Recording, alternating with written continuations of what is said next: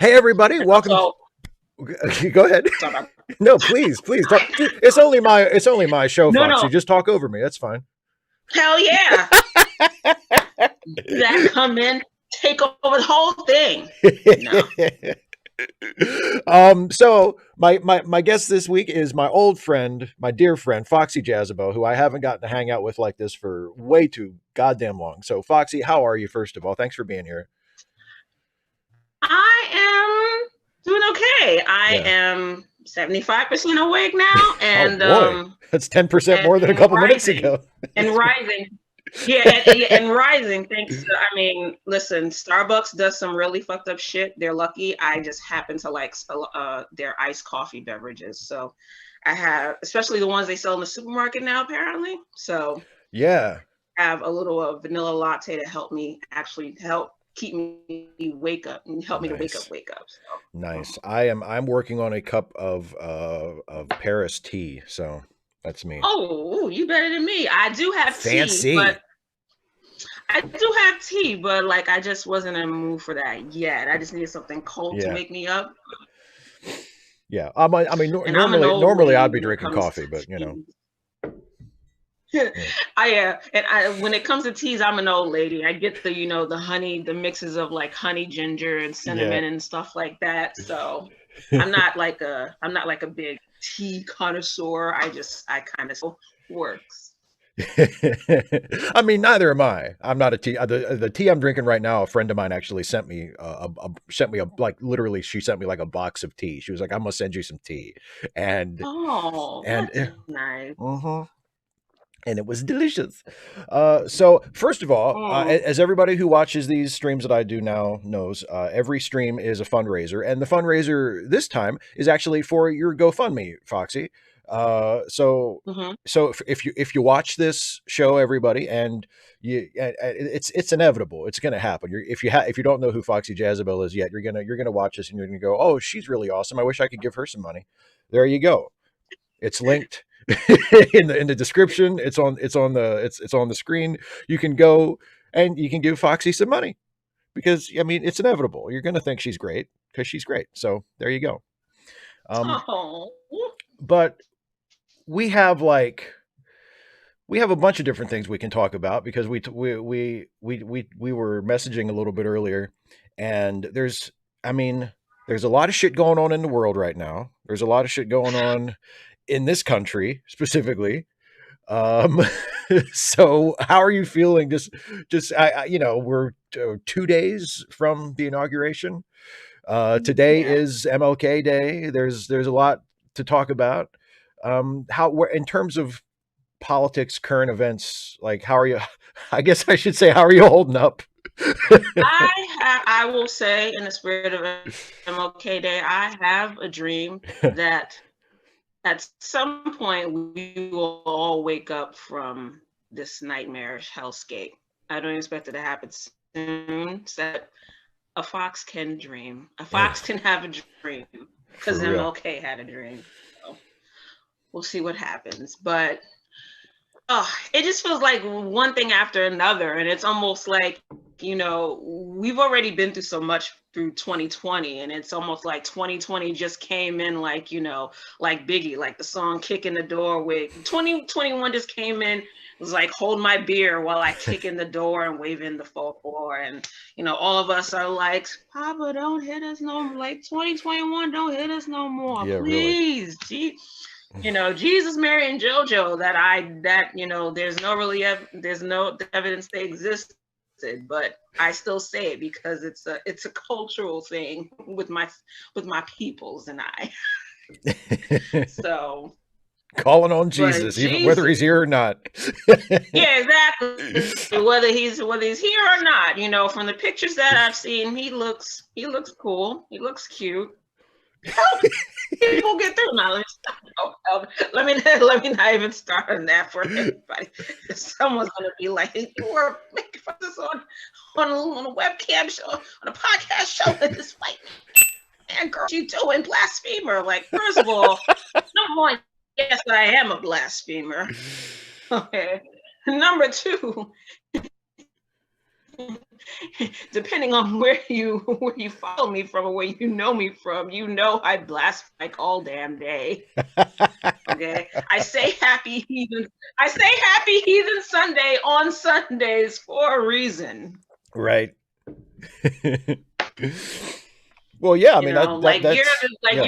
you're a triple G in racism. I'm kind of an excuse me, in atheism. Yeah. You're like an OG, triple OG in atheism. I'm kind of just like an OG.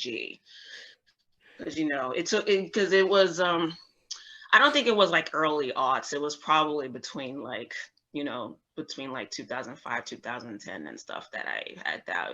I just came to the recollection like, okay, yes, I'm in. This is where it's at. Non-believer, atheist. Here we Yeah. go. So, but go ahead. Yeah, well, You were gonna, yeah, you I, were gonna say something. I was going to say something. I can't remember what it was, but so we're finally getting a new president, which is nice. Finally. Yeah, it's like I mean, I guess yeah. I we mean, had to compared to go the through. last one, it's. I mean, like, even that. I'm trying to, I do like to hold on to hope, but at the Yeah. same time, I'm gonna look something in the eye and call it what it is. Yeah, And for sure. we really got like last place in regards to like who we actually needed. And some people might expect me to scorn. No, I thought about her as a second choice, but my first choice was Uncle Bernie. Yeah. You know, I like Bernie. his kid had it. It had Yeah. its issues, just like anyone, because no politician is perfect. And Bernie, that's not to say that older people can't change and evolve over time, but there are definitely just some things that once internalized over decades and decades and centuries of these hell social constructs that we have to deal with. Sometimes people are just kind of stubborn. They sometimes there's like a little bridge or a little block or whatever. Mm-hmm. And it's just, this campaign wasn't perfect, but it was definitely the one that we needed and deserved. And it was just too bad that the establishment rose up against them, because they couldn't have that. We can't have this dem motherfucker coming in and shaking the table. And number two, yes, his campaign did have issues with choosing who to read to. I'm not saying that he didn't have that he didn't rank good with groups that he really needed, like Latinos and everything. But when it comes to us, and when it comes to to really reaching out to Black folks, I do think that, and from what the evidence shows, and from accounts of folks who I follow, who are very active politically, grassroots and things like that, in areas where the campaign could have and should have invested more money in. Yeah, they could have done. They really could have done better. I think it really would have helped to a point where, no matter what Jim Clyburn said when he's like, I'm supporting Biden, I think Joe probably would have had a hard time getting Black votes if Bernie's campaign would have invested more people and more people and more money and going into those places and letting people see who he is and what he brings to the table. Yeah. So those are the two things I think that kind of related that. Of course, I think Jim Clyburn and Obama making the call to everybody else to be like, hey, look, we can't have the sock dem motherfucker in here. Hey, Pete, drop out, and I can guarantee you a seat at the table. And look, he has a seat at the table. So Elizabeth Warren was my close second, because her campaign really did make an effort to gather, really gather them in. There was a group called a political group called Black Women For, which had a lot of it compromised a lot of like the most intelligent and just greatest, Black women that I know personally, and and on Twitter through following them. And they came together. They made this political space. They met up with Elizabeth Warren and her campaign numerous times, and really put their concerns on the table. And she spoke to that. And that's why I think a lot of a good amount of Black women did put their weight behind her, but it kind of just wasn't showing up as far as like the numbers were concerned. Yeah. So, and she wasn't without her problematic past either. Oh no, for sure. So, no, she was. No politician is. Yeah. No. Go ahead. You're right. But she was my first choice, and unfortunately, she dropped out before my state's primary, so I didn't get to vote for her. So I voted for Bernie in the primary, but Liz was my number one choice. I was really excited to vote for her, but I just didn't. Unfortunately, she just didn't make it. But I'm getting a chuckle imagining like Obama or like Tom Perez or some like big shot sort of establishment Democrat just like shaking her head at Bernie Sanders and going, "This sock them motherfucker." Like yeah, that's, exactly. Kicking this sock them motherfucker. We can't like Obama, like, oh no, we can't have that. Or like Obama like cornering Biden in like the locker room before the last debate and like slapping him and going, "You got to fucking win this, Joe." Exactly. Like, listen up, Joe. You gotta start really getting to the game with this. Joe, gotta win. Yeah, like, not even that. I think in the back with Joe, there's no he's on that shit. Pauses. There's no Obama interview pauses or speech pauses like we miscegenated some folks. He's like, listen, you know me, motherfucker. You need to go out there.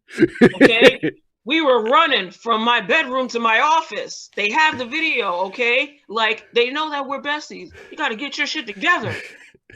You think I'm going to stand around and let my vice president lose to some dude who's not even really a Democrat? Right, yeah. Oh, my God. He's like, yeah, that was the thing that was killing me. Everyone's like, oh, Bernie's not really a Democrat. He's an independent. Yeah. And so... like, have you seen establishment Democrats lately? Like, they're not they're not too high. They're not too high and mighty where we can't throw those motherfuckers in the pan and fry them. And a lot of them do need to fry. They need to go. Yeah, so. Yeah. But we got Joe, and Joe and Kamala. Joe and Kamala, and Joe is like, Joe is like, he's the used car that you just hope that it stays. You just hope that it keeps running for 4 years. You know what I mean? Like you got, it's like, like you see, it looks like you still got a little bit of gas, but thankfully you got an okay set of mechanics behind you. Exactly. It's like, and it's going to be better than that last heap you were driving. That's what. So. Yeah, pretty much. That one had of Confederate and flag and MAGA stickers and Jesus, was just riding the Republican Party till the wheels fall off. Like that, because like everyone wants to pretend that like Trump is just an outlier, like he's just like we're not like this. Yeah. It's really like no, he isn't. He's the ultimate conclusion of like what the Republican Party really is. and what, like, I probably made some heat for saying this, I don't know, but he's the ultimate logical conclusion of, doesn't matter if he's rich. People make these, nuanced comparisons between, what, like Hassan Piker, Hassan Abi. I watch his stuff. I like him. He's a cute, educated little himbo. But a lot of times, just talking off the cuff at times, some of the stuff he says, I'm like, oh God, why? Like, it's not even like, oh, you shouldn't have said that. It's like, that really doesn't matter.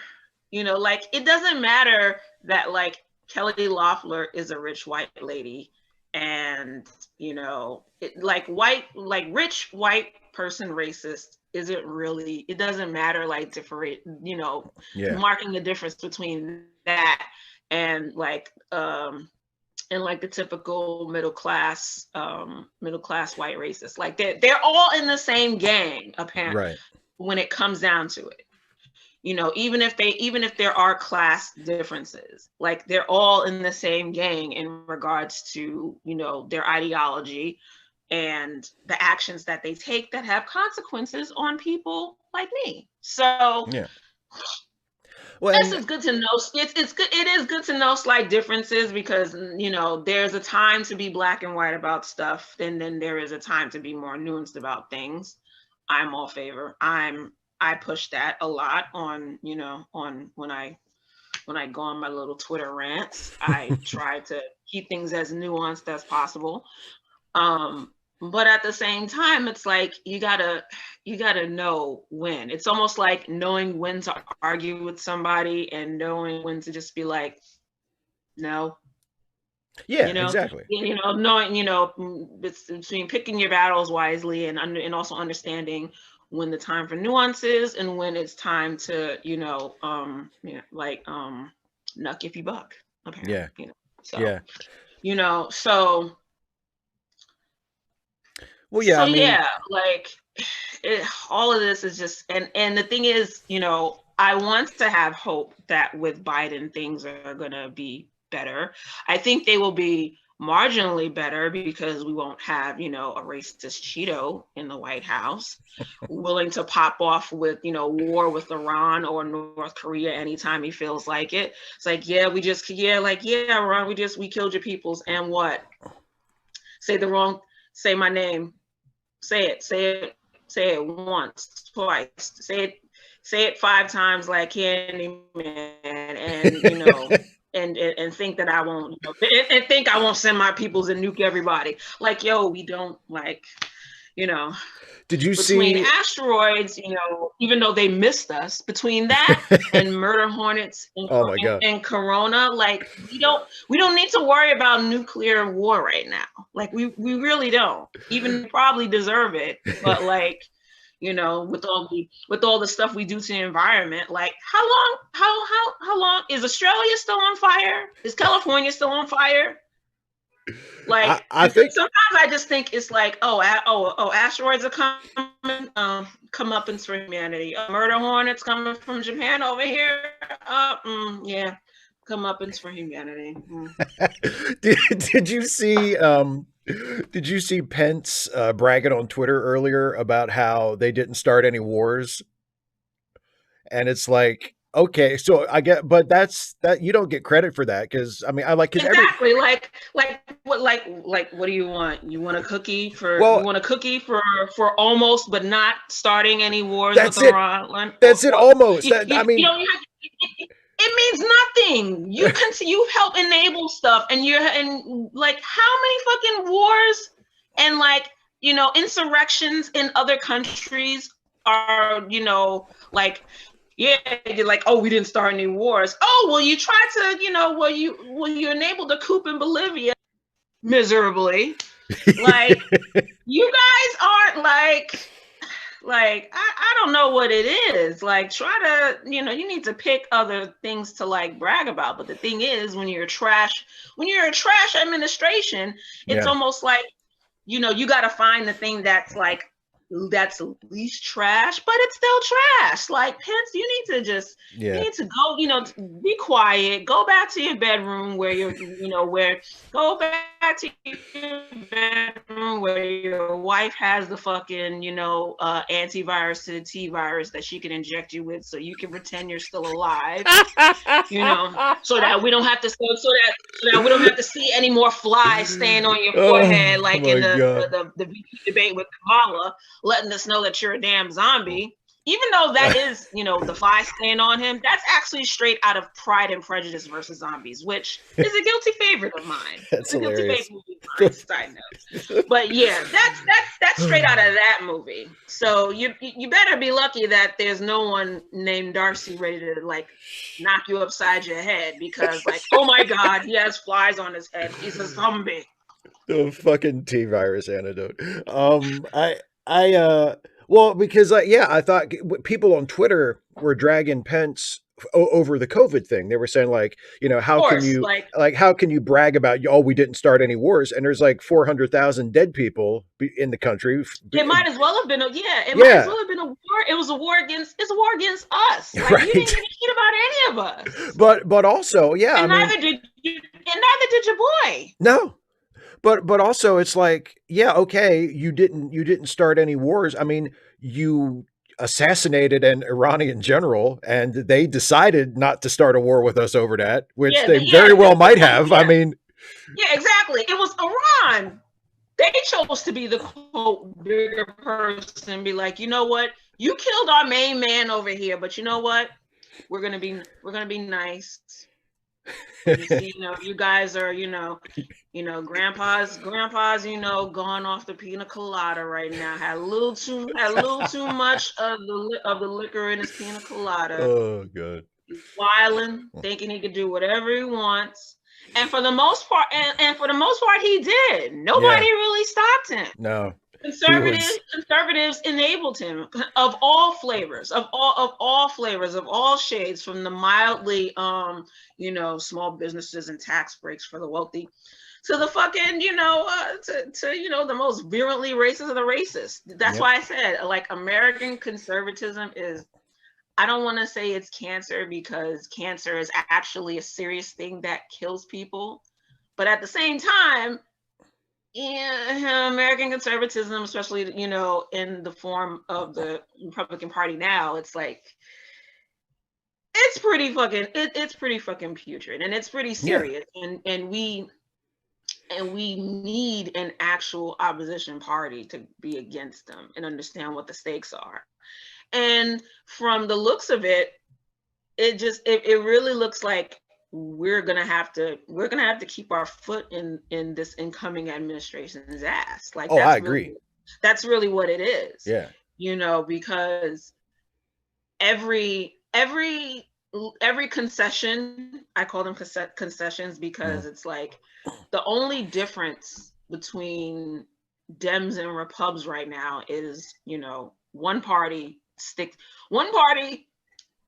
you in the back and will not, and is like, yes, that's right, I stabbed you, I'm not gonna pull the knife out, eat a dick. and the other part it is. Yeah, point blank period. Yeah. And the other person's like, okay, you got this knife, it's 12 inches in your back, I'm gonna pull it out. We're gonna pull it out like 2 inches at a time. Yeah. If that. In a few years, the knife will be all the way out. I was gonna say 3, but yeah, you know, and you know, maybe someday in the future that knife will be all the way out and the wound will start to heal. We're gonna give you hope. We're gonna pull it out 2 inches and then put a drop of paternalistic neoliberal hope that one day that wound will be healed. It's like you know, it's basically either, you know, we get killed swiftly or we get killed by, you know, death by 1,000 cuts. Yeah, that's the choice those are the only 2 choices that we as Americans currently have, and it sucks. And you know, that's why I understand, you know, all the anger that a lot of people have, because I'm angry, and that's why I understand why folks really latched on to that fucking, force to vote on Medicare for all thing. I understand the impetus behind it.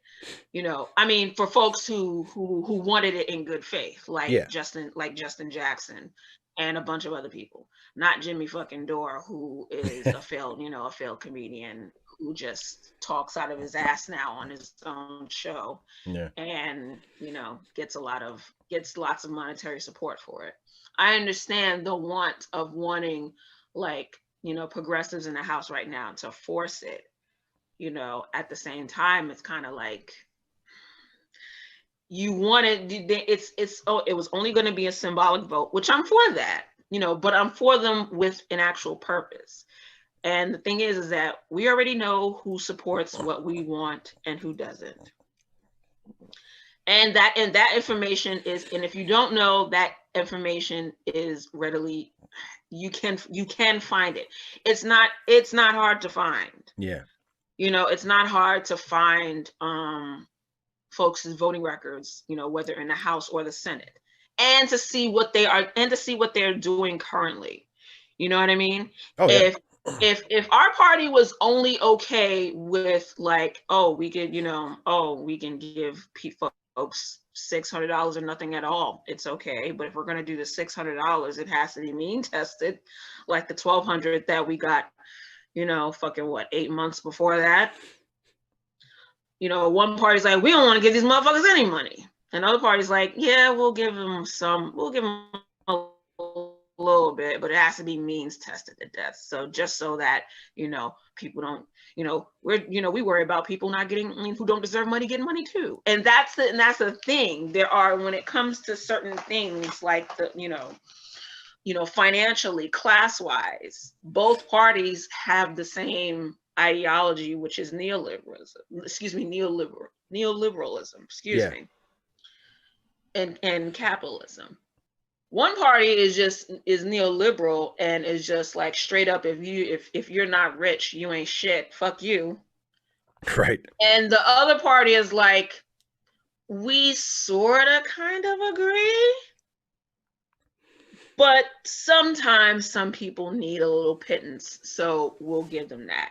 So basically, to sort of wrap this up in a nice little TLDR bow, yes, I am sort of hopeful, but the bar is in hell for Dems in regards to what they will concede for us. And so we have to it's basically going to be 4 years of, of bringing the smoke. And I hope folks are ready for that. Yeah. I mean, I heard it's people before the election, people were saying, and I thought this was a really good way to look at it. They said, who would you rather spend the next 4 years protesting?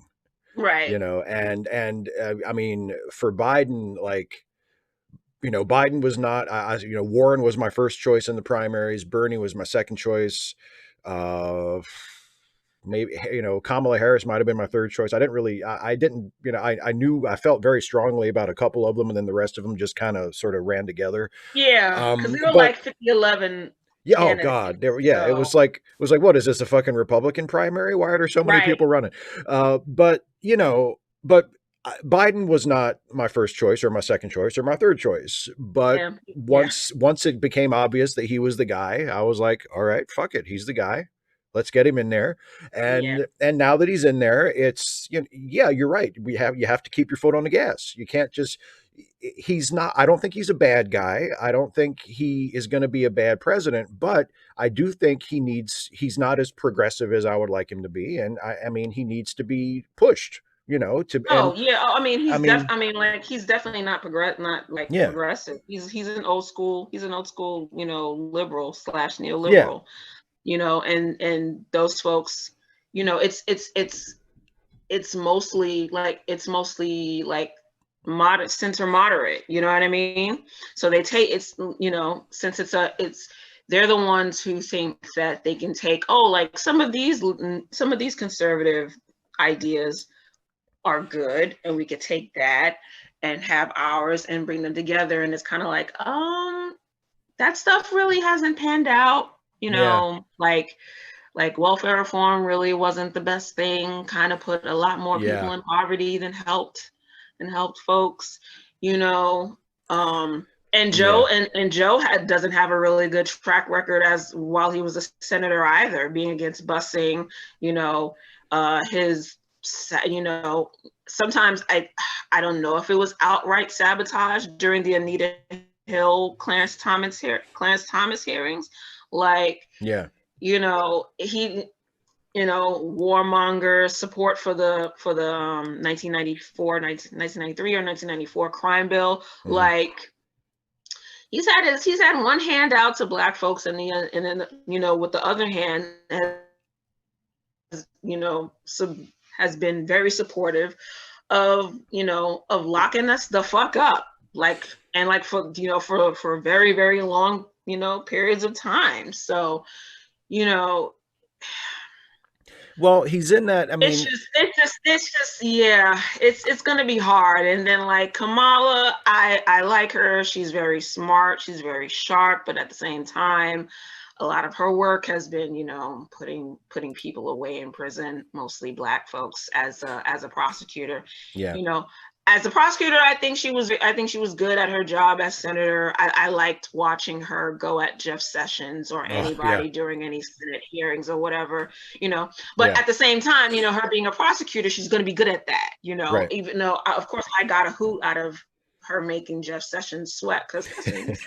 But, you know, and his administration picks, of course, they're, you know, they're very, you know, safe. Yeah. You know, even though they're, you know, we definitely have to move beyond just, you know, representational politics 101. We kind of have to move a little bit beyond that, because, you know, as we saw with Obama's presidency, yes, it was a historic thing that a black man could be president, but Obama was pretty much like he was like Bill Clinton, without the affairs and the Yeah. scandals and the impeachment. Yeah. That's it.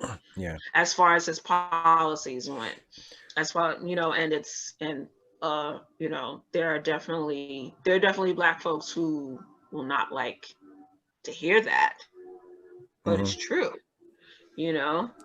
Yeah. And I think enough time has passed that we can look at his record and be like,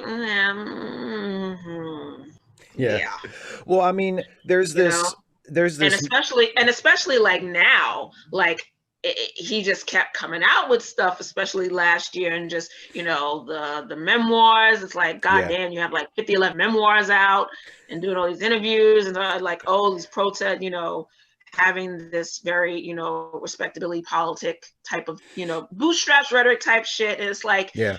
y'all are just not reading the room. Y'all just not reading the room. They just don't care at this point. So it's like, we have to move beyond them, you know. And for folks who are in Congress and the Senate who are like that, we need to get them the fuck out the way. So Yeah. Well, I mean, the Democratic Party has really since Clinton was president, yeah. and especially since about I guess it was halfway through Clinton's first term when the Republicans took control of the House, and Mm-hmm. that's when Clinton started with triangulation, where he said, "Okay, I'm faced with a Congress that's controlled by a bunch of people who aren't on my side. So in order to get some shit done and pass some legislation, I'm going to have to meet him halfway." And he Mm-hmm. did that, but and he got some bills passed, some of which, like you mentioned, you know, welfare reform and the crime bill, some of which was turned out to be really, really bad, but you know, he got things accomplished, I guess, if all you want to do is just get bills passed, you know. And Yeah. but the problem is, like, we're way past that now, and even in periods like during the first half of Obama's first term, when the Democrats controlled everything, Mm-hmm. and now with entering Biden's term, where the Democrats control everything, it's a really, really Yeah, exactly. slim Like Senate it's majority, but they yeah, control it. yeah. But they're still in. It seems like they can't break out of that mode of, well, but we have to work with the It's Republicans, and it's like yes. So the like, oh, Republicans. bipartisanship, Yeah, and it's like bipartisanship is it's a dream. It's a pipe dream, and it always was, yeah. Well, because there's because it's like you guys do, I feel like it's a confluence of still being stuck in that mode of wanting bipartisanship and everything. yeah, It's that. It's also, like I said, the shared the shared neoliberal ideology that both parties have. They do have that. They, yeah, less, deregulation of industry, means testing everything, so they share that ideology. Both parties do. So it's that. It's the thinking of, oh, we have to, meet in the middle for bipartisanship and compromise and things like that. And also, you know, like money in politics, and when you understand, when you see, when it comes to different fights that Dems will take on versus the stuff that they won't take on, and you see, and see where they're getting their campaign funds from, then it all makes sense. Like Jim Clyburn, he's been in the Senate for a very long. He's been in the House or the Senate for a very long time. He has a lot of pull with Black Americans in South Carolina. Very powerful. Of course, he's not. He has that old school, bootstraps rhetoric mentality of, of capitalism, Protestant work ethic. oh yeah, I will say that is also another one of the most toxic things that we have internalized as a society. So of course, ideologically, he's against Medicare for all, but he also gets a lot of campaign funds from big pharma, from pharmaceutical companies. So of course, anything that threatens that his bottom line and their bottom line, he's not going to be for. Yeah. And it's the same thing with Cory Booker. I believe Cory Booker's gotten money from pharmaceuticals. That's why he's not for Medicare for all. That's why he was against the bill that Bernie had for that push for getting pharmacy that for costs. Bernie tried to push that, and Cory Booker see.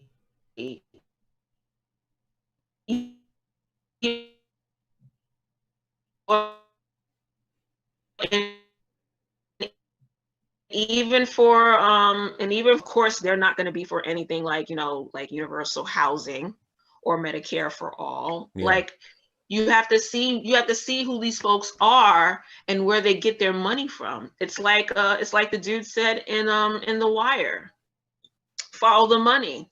Once you start following the money, you have no idea where you're gonna end up. And that and that's true. It's why the Republican Party as a whole was never going to be for sensible gun laws and sensible gun regulation, because the NRA, before they went bankrupt. There's some good news, yeah. The NRA spent millions and millions of dollars putting them in the coffers of Republican politicians. Yeah. So of course they always voted down gun laws, and it didn't matter how many kids and how many elementary schools and high schools got shot up because a lot of states allow folks to easily access guns, except New York, sadly. That's another thing for another time. Yeah. But yeah, like who else? Oh, the congressperson from my district that's supposed to represent me, who just was newly elected, Richie Torres. Mm-hmm. I checked into who was giving his campaign money. It was mostly Silicon Valley and real estate. Mm-hmm. That's why like every other day when I would check my mail, there were mailers for him to vote for him, to not just a representative of a, you know, locally, to be a representative of a district in my Mm-hmm. in my borough. Thankfully, he's not my representative. Locally, he's not my representative. Right.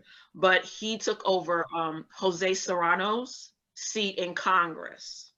That represents Richie Torres represents my district in Congress, in the Congress seat. Right. So and he and Jose had to retire, but Torres got elected to that seat, as well as the district that's not too far from my district. Pro IDL. He's had virtual events and like pride events with with one of the folks who's big up in the IDL, if you could believe that shit. He was pro letting Amazon come and basically set up a much bigger shop in Queens. Thankfully, that got shut down. They still have office. Amazon they still have office space and space here. It's just that they didn't get the entirety of what they wanted. Yeah, like the big distribution center thing. Yes, I think that they exactly. wanted, And with the huge, $1 billion tax breaks and shit like that. Because Amazon can't afford it if they don't get the tax breaks. Yeah, exactly. Because Amazon's a small business that needs help. Needs a little help. Yeah, they're even though they're like, oh yes, they need such a helping hand with all these $1 billion tax breaks, right? Mm-hmm. Yeah, sure. Okay, tell me another one. Yeah. So. Right. He's and Richie Torres is also he's anti-DSA. He thinks that he was on a live stream not too long ago, basically asserting that Jewish folks who are not Zionists, essentially, are basically like whatever the Jewish equivalent of an Uncle Tom is. Wow. Excuse me. Yeah. They're self-hating Jews. Yeah. Because they're not pro-Israel, because they're not Zionists, essentially. That's what he asserted, and of course, I think a big majority of the group that compromises DSA in New York is Jewish folks. Yeah. So apparently they're all self-hating because they hold Israel accountable for being an apartheid state. Yeah. Yeah, that's my representative. He ran on being like this progressive, Afro-Latino, gay guy wanting to represent our interests and stuff. And it's like, no. You don't represent me, and you don't represent the interests. And that's me saying that as a queer, bisexual, blackity black American woman from the Bronx. Okay, like Zora Neale Hurston said, all skin folk and kinfolk, and that sort of leads me back to my bigger point of us who, if we see ourselves as progressives, leftists, etc., we do have to move, because it's not going to be enough that folks who are running fill all of these boxes. We actually have to see the meat of what they want to do, of what they represent, who is backing them financially.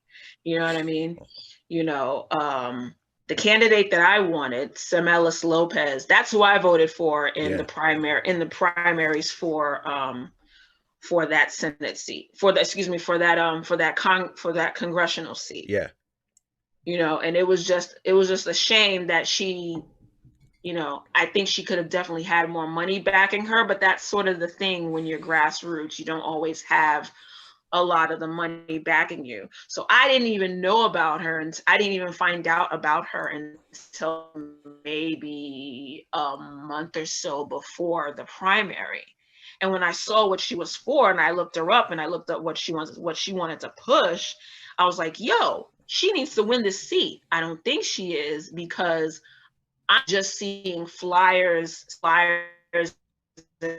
and mailers now when I should have been seeing them a year ago. That's the difference between someone who doesn't have a lot of money backing them versus a Richie Torres that has Silicon Valley and the real estate lobby backing him. Yeah. So I was getting big ass mailers about him and, you know, his story about, you know, being raised by a single mom and the projects, blase, blase, blase. I was like, okay, I'll keep him on the radar or whatever.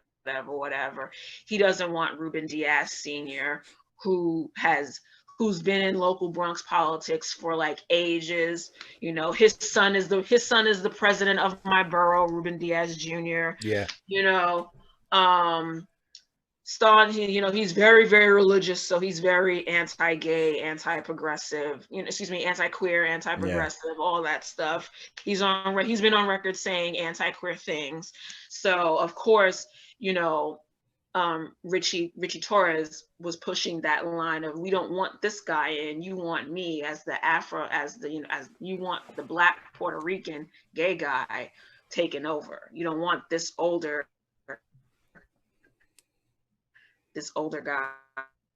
guy with all these problems. We really needed someone like Semelis Lopez taking over. You know, she's a Latina.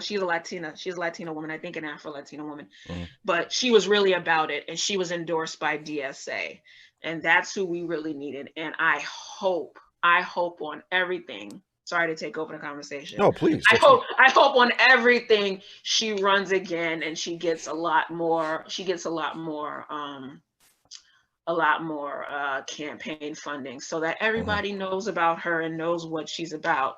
Because she was like Bernie. She was the one. She was really the one that we should have gotten. But you know, and that's another thing, I guess, to everybody, to any and everybody who's watching or who's listening.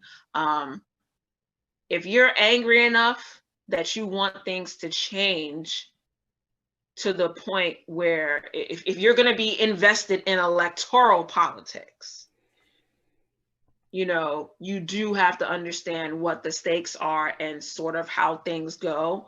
You don't have to like how things go. And I was kind of running into folks who are really like, it seems like all the answers to all this is that's just the way it is, and that's, you know, and that's not enough of an answer. I get that. I don't like that answer either. But again, I look a horse in the mouth and call it a horse. Like, this is what it is. This is the process that we have to deal with now in order to get things done, which is why forcing a vote on the floor wouldn't have made sense. You know, I don't like Nancy Pelosi. Right. But I don't want Mitch McConnell light to be that but we don't need Mitch McConnell light to be, you know, Speaker of the House with an incoming Democratic administration. Right. And she also won narrowly. You know, and for everyone expecting, you know, progressives in the House to really do this. Yes, I'm all for going in and, like, you know, being that, you know, sticking to your guns and being that asshole and not caring if anybody likes you or whatever. At the same time, there's only so many progressives that we have there. And the best way we have to, you know, folks are getting into this now. Folks are getting into this now when, sadly, the opposition has had decades of stacking the deck against us. They've had decades of gerrymandering, of making sure they're invested in local politics, state politics. So that's, that's mayor, governor, Judges. city councils. What'd you say? Judges. Yes, judges. For some folks, it's even, county sheriff,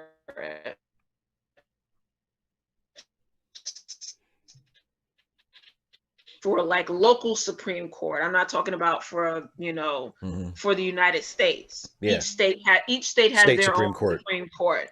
So, judges for those things. The opposition has had decades of stacking everything in their favor, reshifting districts, gerrymandering, so that they can have all these districts that are just like, fully red. That's how the opposition has been playing politics for decades. Meanwhile, the party that we have, put our energy into hasn't been participating in politics that way. And that really needs to change. The majority of Dems don't see Republicans as the opposition, as their opposition. And that's and so that's why they need to go. It's always been about, losing on their back, but having enough fodder so that, you'll catch them in your email, and you'll catch them in your inboxes, talking about how, oh, you see how they did this, they did that, and I've been trying to fight them for this long, and and I've been doing this and this and this and this. Like, that's kind of what the establishment, that's what they need. If they're always losing, then they always need someone to back them, which that means us, or donors or whatever. My grandmother hasn't lived in this apartment for 2 years, but Nancy Pelosi's folks still send her letters about needing campaign funds. And it's like, bitch, you're a millionaire. Like, what the fuck?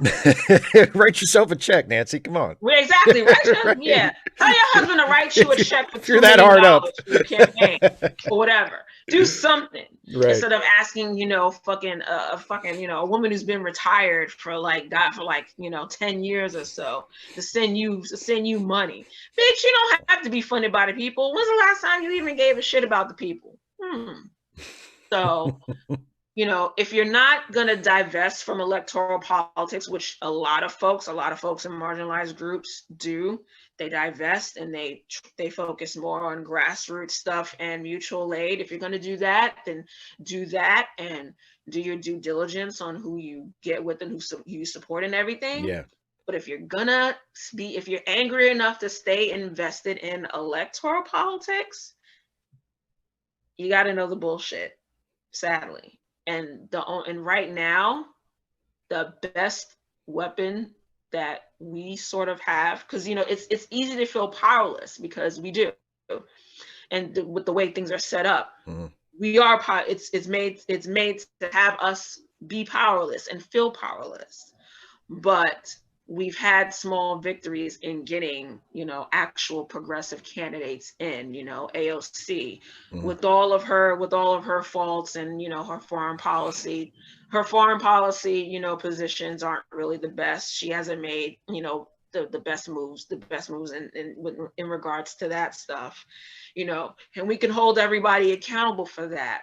But we have to get folks who want the same things that we want, who, they want Medicare for all. They want, they want to fight for a UBI, which we should at this point, because, 15 minimum wage. I saw, sometimes I'm late to the party, and then I go on Twitter and I find out that folks were having a shit fit over, over Uncle Joe saying that they're going to push for like $15 minimum wage. And it's like I said, the bar is in hell. If we were really talking about minimum wage, technically the minimum wage should be about $24 to $25. If it was indexed to inflation, that's what it would be. Exactly. If it was indexed for inflation, folks should be making a lot more than what is being put on the table right now. Yeah. And it's a concession. Like I said, the concession. I tweeted at a girl, at a friend of mine. We were going back and forth about it on Twitter, and I was like, the bar for this shit is like it's at the bottom of hell's taint, essentially. Yeah. That's where it is, and folks were there's just so much work that we have to do as far as politically, and also changing our collective perspective when it comes to work. And there is no inherent like value to work and to labor. All types of labor is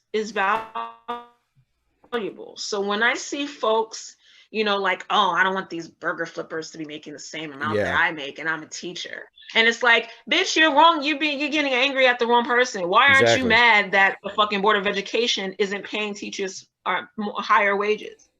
Why aren't you mad at fucking McDonald's, which is like $1 billion company, that it can pay its workers more than fucking $7.50 an hour? Like, why aren't you angry at that? And that's the whole thing with folks going along with the program. And you go along with the program, it's fucked up. You get this feeling of learned helplessness, and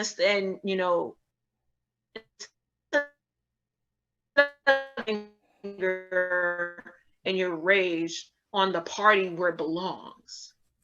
You place it on the folks that are under you. Yeah. It's definitely, it's been centuries of just an internalized, learned hate of working class, working poor people, and folks in poverty. And so much of our political paradigm has to change. I'm sick of these conversations about folks, bitching about someone using their EBT card to buy actual nutrition, to buy stuff that people think is a luxury. Yeah, I was going to bring that up. Like, bitch, fish and lobster are food. They are food items, okay? I've been unemployed since spring 2019, and I've been on SNAP since that amount of time, okay? If I want to go to fucking Whole Foods and buy rice cakes and fucking apple cider donuts, and even if I wanted to buy a king crab with my SNAP card, guess what? King crab is a fucking food item. Yeah. Which means it's covered under SNAP. Get over it. Yeah. Well, and it's and it's like, you get the hate from that, and then you get the hate from the bureaucracy, which is supposed to help you in the first place. All because of welfare reform. Everyone's so worried about, like, oh, we don't want these people to try to get over. We don't want y'all to try to get over on us. Go out there and work and, prove to us that you need this little bit of pittance money that we're giving you each month. Like, you had, like, go to this job center and look for a job that will suck the life out of you for like 2 years and damage your mental health, and fucking, won't give you benefits, won't make you part-time because that means that they would have to give you health insurance and, PTO and things like that. And your break time will have to be more than fucking 15 minutes. Like, it's just, or even with disability. Because I deal with mental illness, and it was really hard for me to find a job. And so I tried to fill out for disability, and they make it so hard. They reject you so many times to the point where you have to, put in money that you probably don't have to get a lawyer to prove the case. You have to, you have to prove to these people that you need help. And it's like, what other society functions like that? It's only us. It's only this society where you have to prove, oh, you need help? Prove to us how sick you are. Prove to us how disabled you are. Prove to us how hard it is for you to get up the stairs, or that you always need, wheelchair accessible elevators and shit. Like prove to us that you need this pittance that we're going to give you, which won't even help you cover your rent, and you need to go, prove to other organizations how much you need this help so that you won't die. That's the type of society that we live in. And to see folks perpetuate it against, working poor, working class folks, when you really look at their situation, like, yeah, bitch, you may make 65, 75K a year, but it would only take maybe 1 to 2 emergencies. Mm-hmm. A medical emergency, most times, because that's how it happens. You're only 1 to 2 financial, burdens or emergencies away from being working class or poor yourself. And the government also stacks that stuff against us too, when they, like, let's say with college and mean testing, how much federal, how much Pell Grants, how much in Pell Grants you can get, making it on income requirements, how much state, if your state has a tuition assistance program, like New York has it still, I think it's called TAP, tuition assistance program, blah, blah, blah. So it depends, and it's dependent on your income, or like, let's say if you're a dependent, it's dependent on how much your parents made. If there were universal college options, then folks who would be in, whatever the hell is left of the middle class, if there was no such thing as mean testing, who can get aid or whatever, if we had just had universal, community colleges and tech colleges and stuff like that, then the idea of free college would be something that everyone could be on board with. Because, fucking Pete Buttigieg was like, well, I don't know about, I don't think, working class folks should pay for a rich kid to go to school. As if rich kid people are sending their kids to fucking to state schools, yeah. Yeah, like as if rich motherfuckers really sending their kid to a fucking state school or community college. My nigga, you bugging. Well, I mean, it's like somehow, at some point along the way, we got the idea that we need to be worried about poor people ripping us off. Yeah. When it's rich people that have been robbing the whole country blind for the last 200 years. Yeah, like, I mean, going so hard one, like how you look, you only make 45K a year and you're going hard for fucking Jeff Bezos. Yeah. Well, we all know, if you've been in any sort of, like, whether you're, working at and you work up from being a fucking assistant manager or shift manager or something like that, either from that or even in an office setting, if you go from just an admin to like a supervisor or some shit, the higher up you go, the less work you have to do. Like, you're gonna sit up here and tell me that Jeff Bezos works as hard as the person behind the grill at fucking Arby's? Get the fuck out of here. No, and the person at Arby's, by the way, doing a job that most people, unless they had no choice, would not do. Exactly. Like, that's the thing that gets me about, like, the people that say, like, people, burger flippers, I don't want no burger flipper making $15 an hour. I can tell you right now, at the point in my life that I am right now, unless I absolutely had to, there is no fucking way I would take a job at a fast food restaurant for $15 an hour. It's too fucking hard. It's too much bullshit to put up with. It is fucking hard. Yeah. Okay. Service and retail are fucking hard. You have to deal with people you have to deal with entitled motherfuckers every fucking day. I say this as someone, my very first job was working at a supermarket. Yeah. I worked at a supermarket for like two years or so.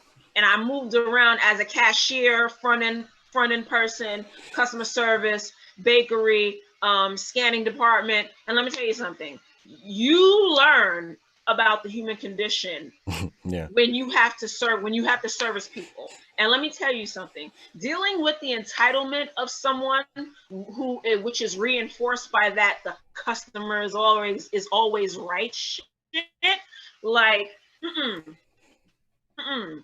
And I've also worked in a comic book store for 2 years, Midtown Comics. I love them forever. They helped me when at a time, I wasn't sure where my next paycheck was gonna come. I love those guys. I love how their stores have branched out in the city and everything. Let me tell you something. Working behind that counter, you see some shit. And trust me, as a fellow comic book nerd observing other comic book nerds, like, you see some shit and you learn how people treat the people who are supposed to who assist them. Yeah. Who assist them with things.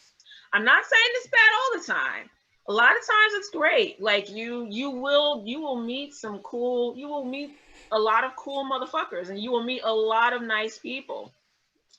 But on the end, especially depending on, which chain you work, what chain you work for or do service for, or bus tables, or, waitress, waiter, staff, all that stuff, you will see how folks think, what folks really think about the service industry.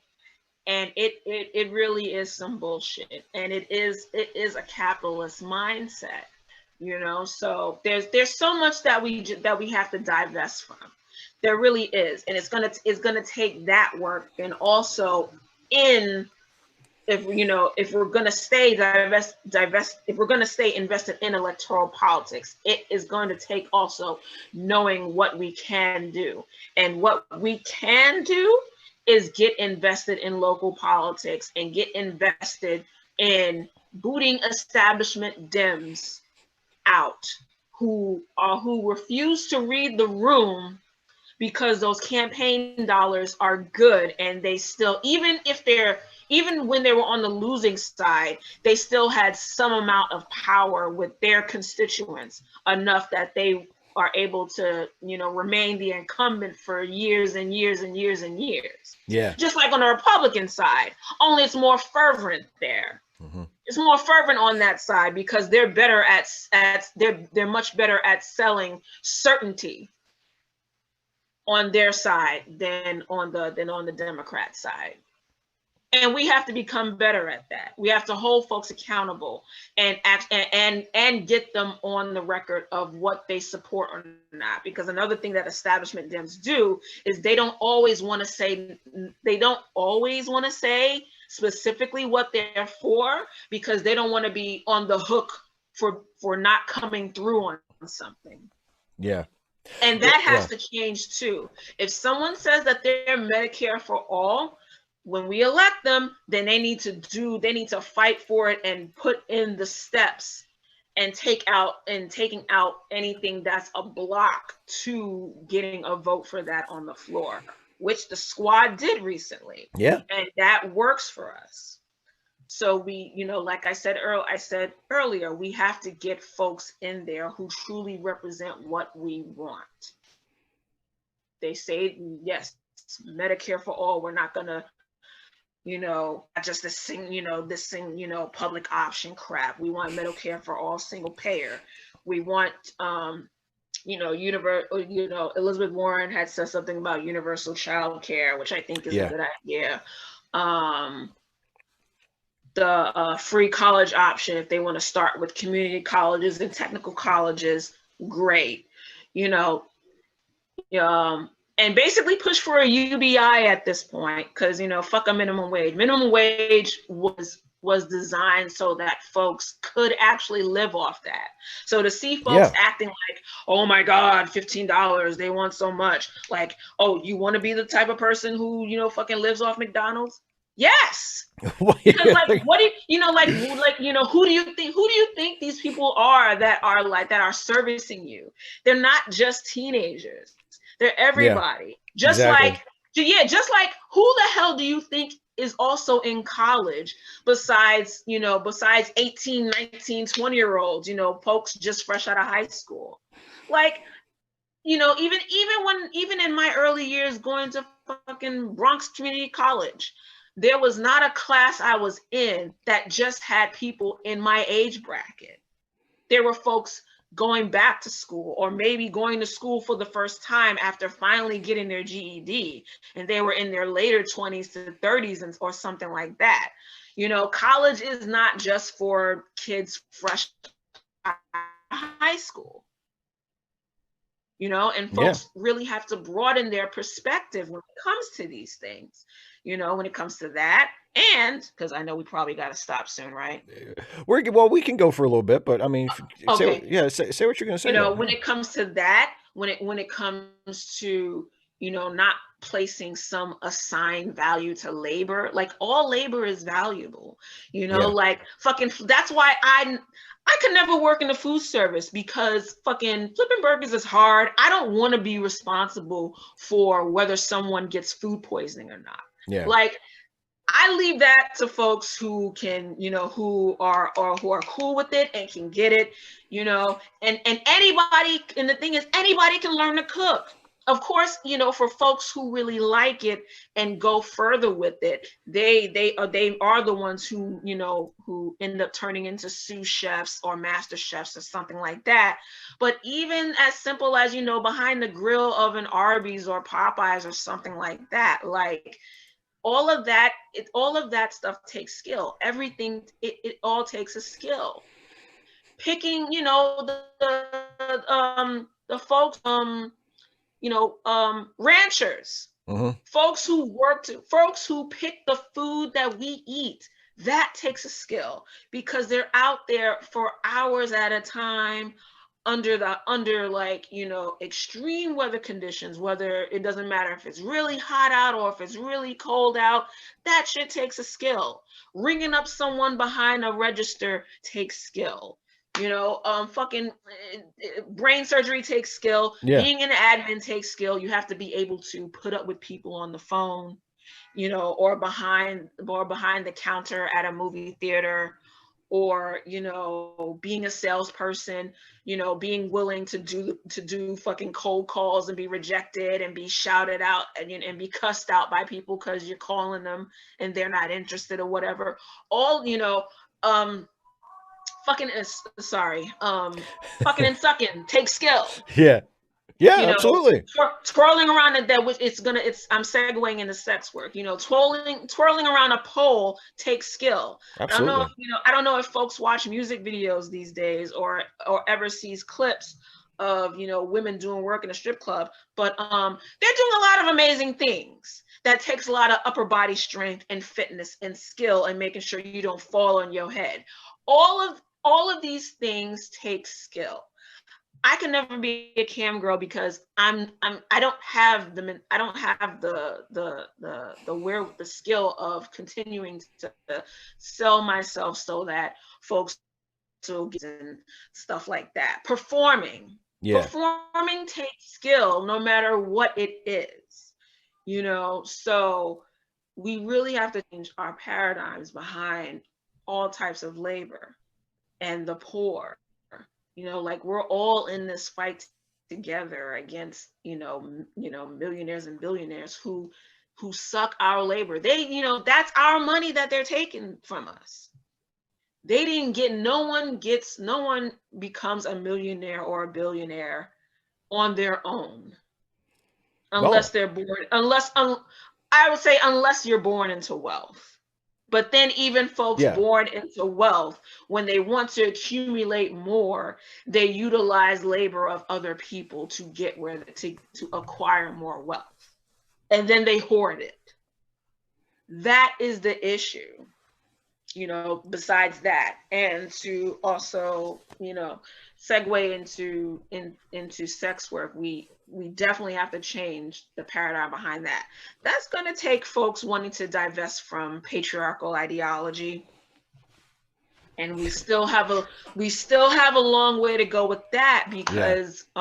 because of all of these laws. And the sad thing about that is that when it comes to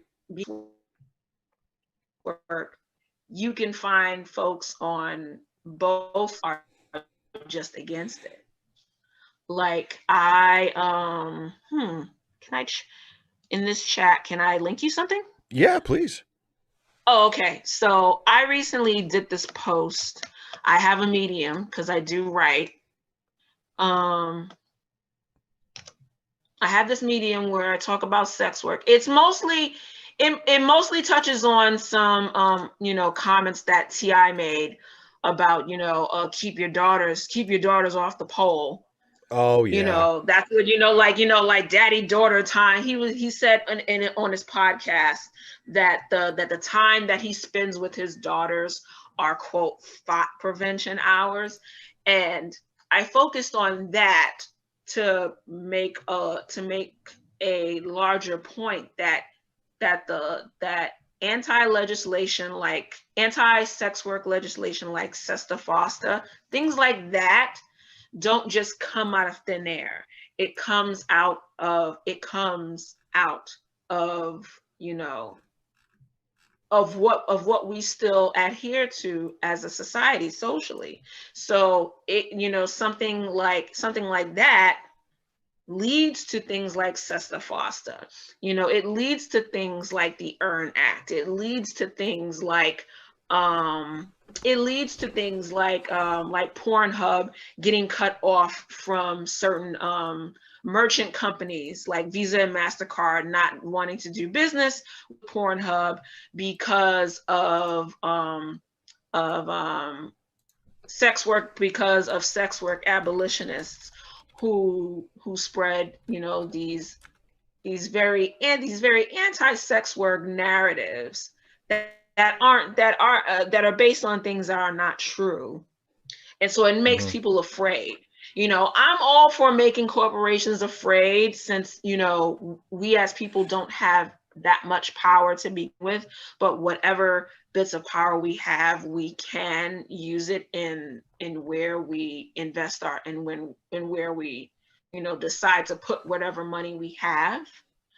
But corporations also used for and that's when we use it for good. When it's used for for bad stuff, when it's used for oppressing a group of workers that you think are all that everyone is trafficked into, and nobody decides to go into sex work because they want to or whatever, it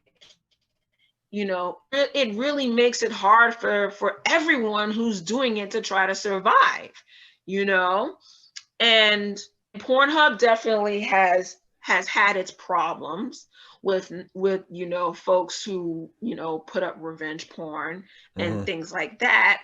At the same time, we don't pretend that folks don't use that platform to be able to support themselves, which many of them do. It was the same thing with Backpage, and Backpage was actually very cooperative with authorities when it came to measures to root out human trafficking. And that's what it is. It's the societal perspective that sex is bad, but sex for money is especially bad, and that no woman, even though both men and women are sex, sex work is gender inclusive. Everyone gets into it regardless of what gender they are, bad, but sex for money is especially bad. And it, sex inherently either strips value, so you can assign or strip value from someone just because of what they've done with their genitals, and that sex work is even more bad because it's all human trafficking. The conflation of sex work with human trafficking, which is very intellectually dishonest, and that it's those perspectives that make it hard. Like even now, even for for digital sex work, it puts the platforms who allow it kind of puts them on edge. And so workers have to be careful. Like even myself, I don't know if you know, but I have an OnlyFans, and I, and they've recently had to restrict some things because of that dumbass celebrity who put out who made a lot of folks who had a lot of folks pay her $200 for a photo, and it wasn't even like it wasn't what she had Oh yeah. advertised. So a lot Yeah. of folks,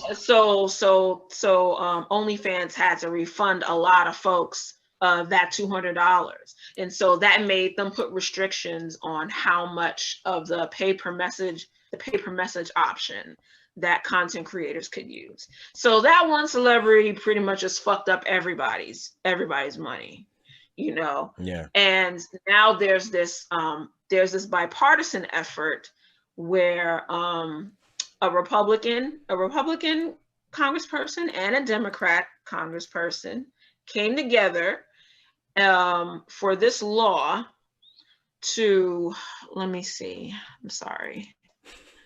There we go. For the Stop Internet Exploitation Act. And it's pure bullshit, essentially. XBiz has a statement from the Free Speech Coalition on why it's a problem. And the basis of this law is because of this religious anti-sex work group called Exodus Cry. Yeah. You know, it's all just a big moral crusade, and they're basically trying to push this moral crusade into a place where religion is supposed to be separate from politics, from politics, and it's even though like these days it rarely is when it comes to why folks enact certain legislation and why they don't. But it's basically they're basically trying to make Pornhub go the way of Backpage, essentially. You know, and a lot of merchant companies have responded in turn by not doing business with them. So it makes it harder to just use like easy parties, you know, to have accounts and things like that. So, God, it's really bad right now. It's just really, really hard for sex work and sex workers right now. And all of this stuff, like I said, like if you're going to be invested in electoral politics and causes that you care about, you really gotta, if you're gonna be invested, then be invested and find out how to, try to work for the things that at least that you say that you support or that you would want to advocate for. So yeah, folks have to know the bullshit in order to fight it. So there we go. It is what it is. I get the feeling that that's pretty much what 2021 is going to be about, with dashes of some, hopefully some good movies here and there, catching up on comic books. Yeah, I have so many comics to catch up on. I usually wait for stories to be condensed into graphic novels anyway. Yeah. But I have so much to catch up on. I haven't been inside a comic book store in months, which is bad. So, I mean, I was the last movie I saw in the theaters was Birds of Prey, and I loved it. Still love it, but I just watched that for the first time on HBO Max like 2 weeks ago, and I thought it was terrific. Good. So, I could, huh? Wasn't it though? It was great. So I mean, especially compared to most of the rest of the recent DC movies, it's like, Jesus, why can't they just, what's so hard about this? Like, just, it's funny. It's fun. Yeah.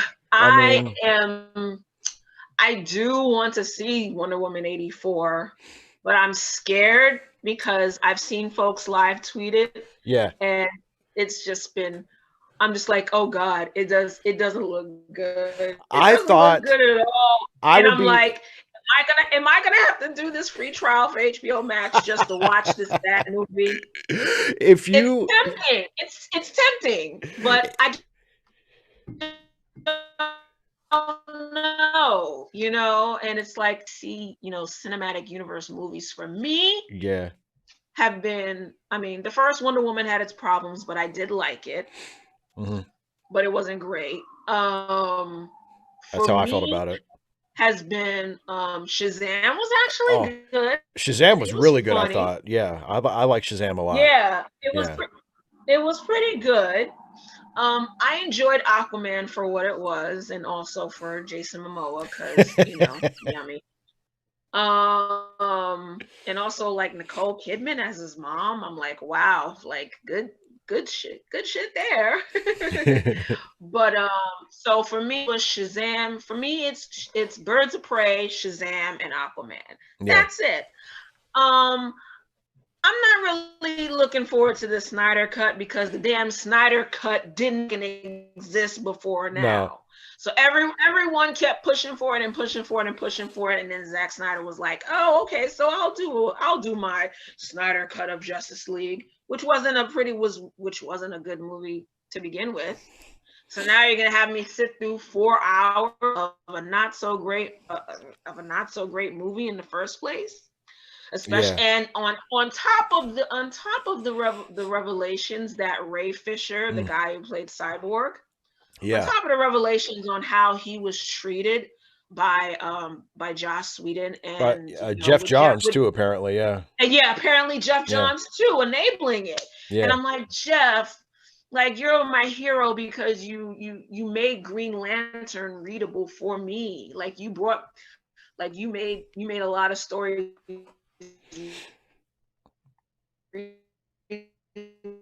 for me, from Midtown.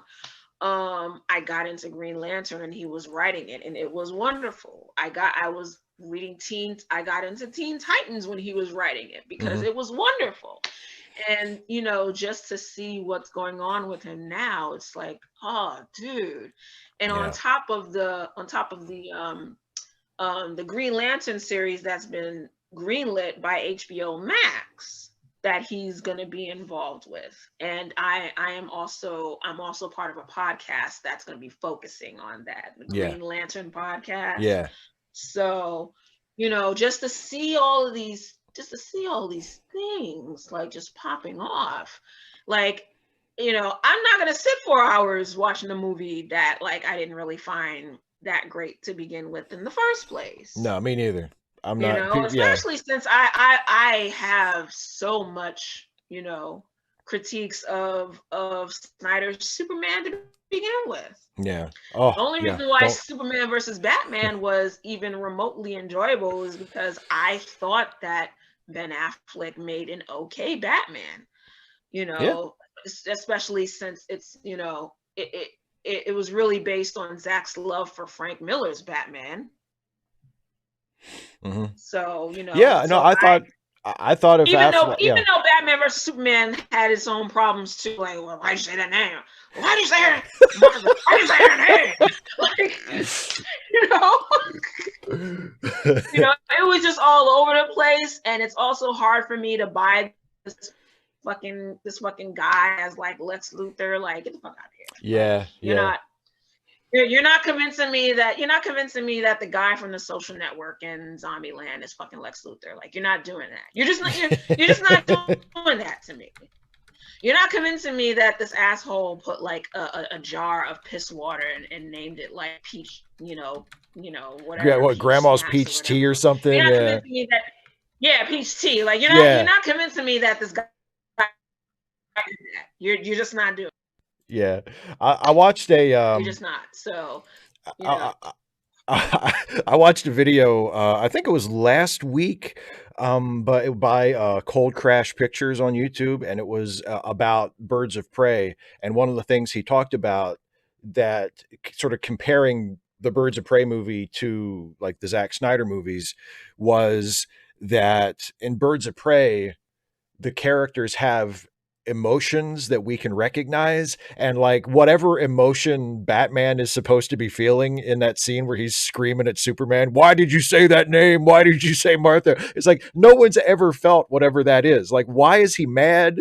What is he going like? What he's like what? Martha. It's Like, like, why'd you say that name? but it's like, but when Harley drops her sandwich, oh fuck, we've all been there. Like, fuck. I feel Harley so visceral in me. Like when she was like, "Oh my god, I needed that sandwich." yeah. I was like, "Girl, do you know how many breakfast sandwiches on bagels that I was just like, oh my god, that if I ever was running from assassins and the cops and that I dropped, I would have so much sadness and also the hate, the hot hate of a million suns at the person who made me drop it. That's why when Harley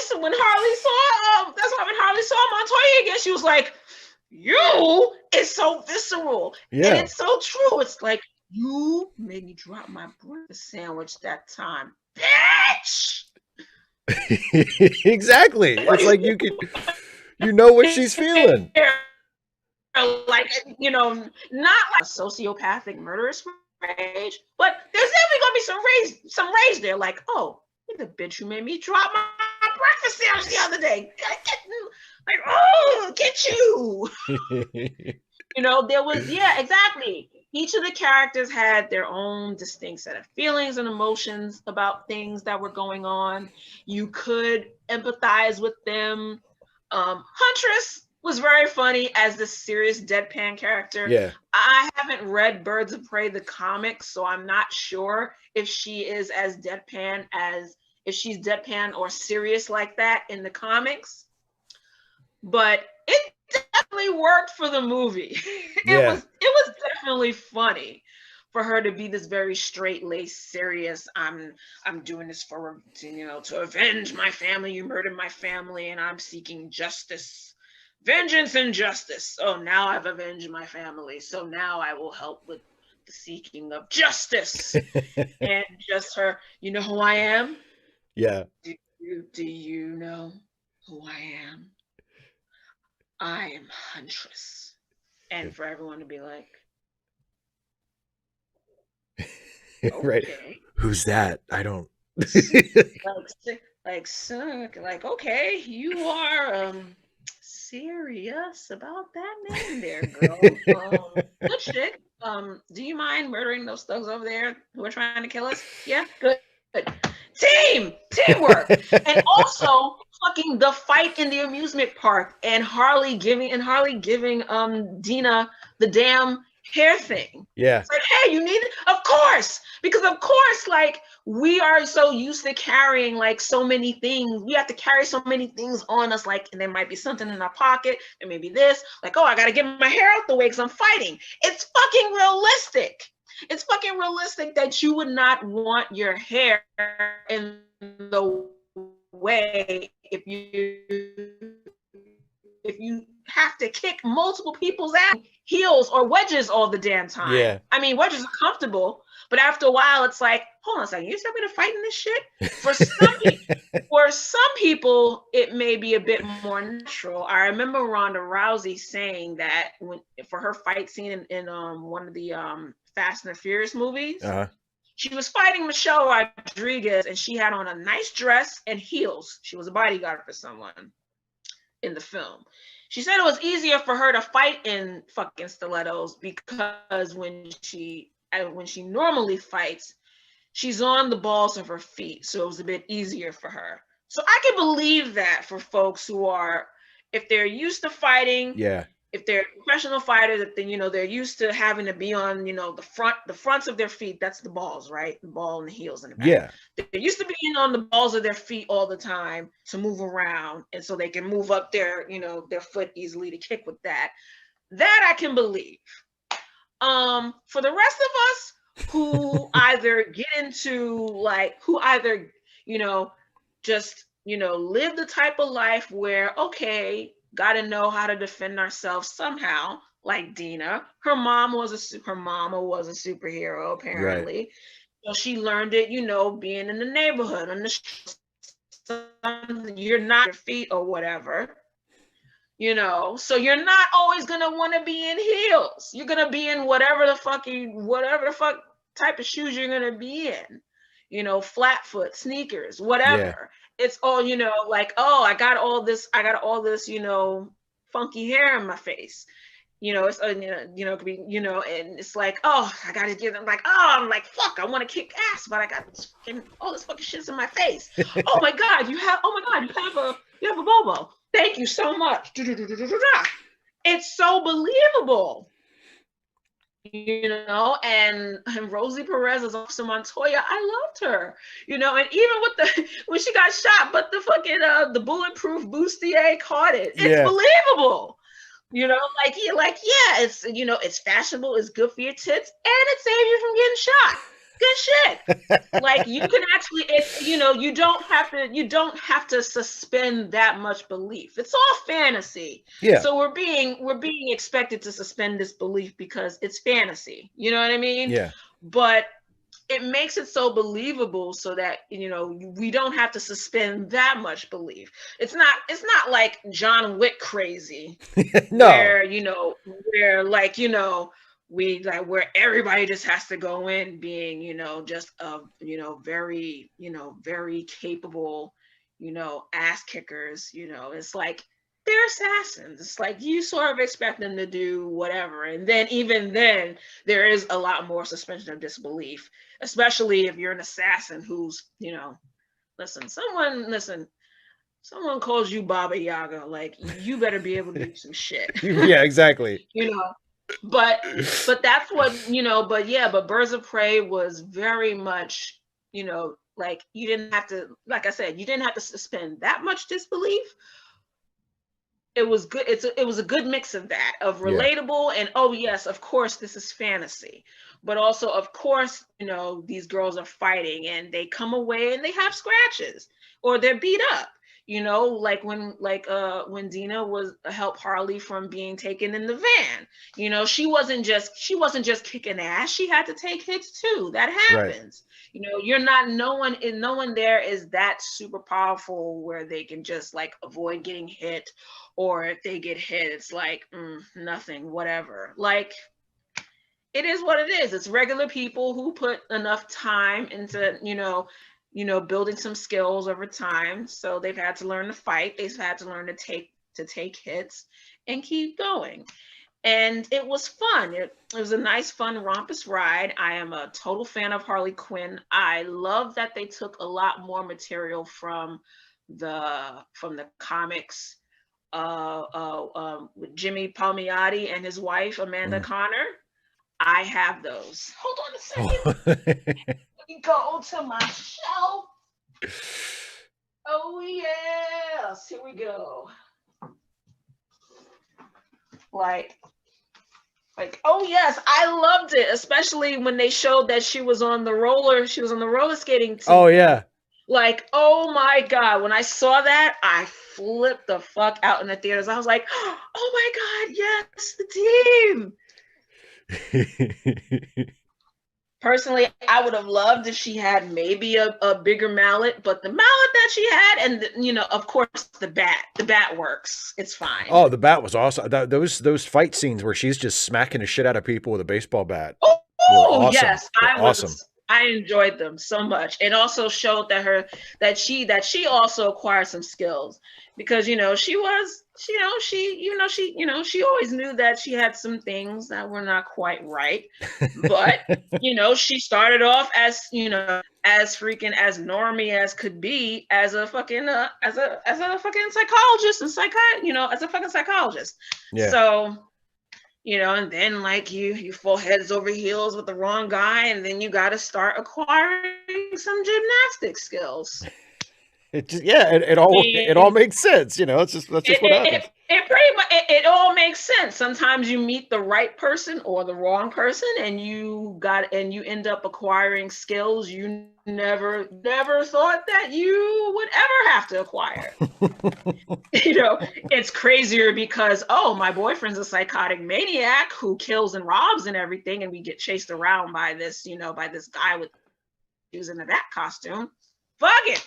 I'm gonna learn how to take, crashes. I'm gonna learn how to flip around and twirl around and, and defend myself. Yeah. That the sequence in the police station was comical. It was wonderful, especially since she didn't really use bullets that killed people. It was like, oh, pow.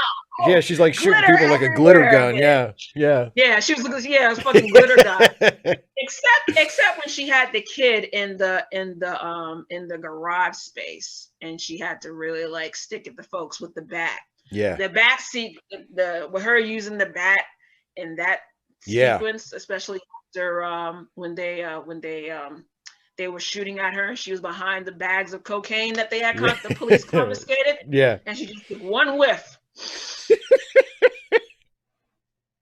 Like, oh boy, those pupils dilated so fast, like freaking, like you have cats, right? As soon as you see their eyes dilate, their pupils dilate, murder eyes. Exactly. I have a cat. As soon as anytime I move my hand around like a corner or something, and I look and I see her pupils dilate, they go from those little slits to. Oh yeah. I'm like. I pull my hand back. I'm like, no. Like, oh shit. You are not murdering me or my hands tonight. Go away. No. So, but yeah, that was probably one of the better movies that I saw before everything shut down. Yeah. And, just, oh God, I gotta catch up. Like I said, I still gotta catch up on so much stuff. I didn't get a chance to keep up with X-Men, so I'm waiting until they condense X of Swords, and then I'm gonna go pick it up if they haven't already. I'm waiting for them to condense the whole thing into like graphic novel form, and then either I'll go pick it up or order it. I know I have to get the condensed versions of House of X and Powers of X, because this new era, where this new thing that I think, is it Jonathan Hickman that he's doing, like whoever the new writer is, what they're doing with the X-Men now, I am really enjoying it, very much so, because the past couple years of X-Men writing, and it being dictated on who has the movie rights for the characters and everything, it really hurt it. And they, there was a lot of books that I did not like before Hickman took over and everything.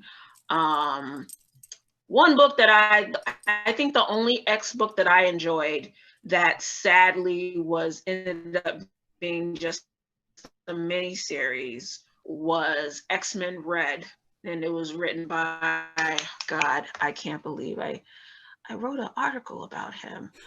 I don't want to say Tom Taylor. He's an Aussie. Okay. Because he's the same guy who also writing, he was the one, I think he was the one who created Laura's sister Gabby. Love Gabby.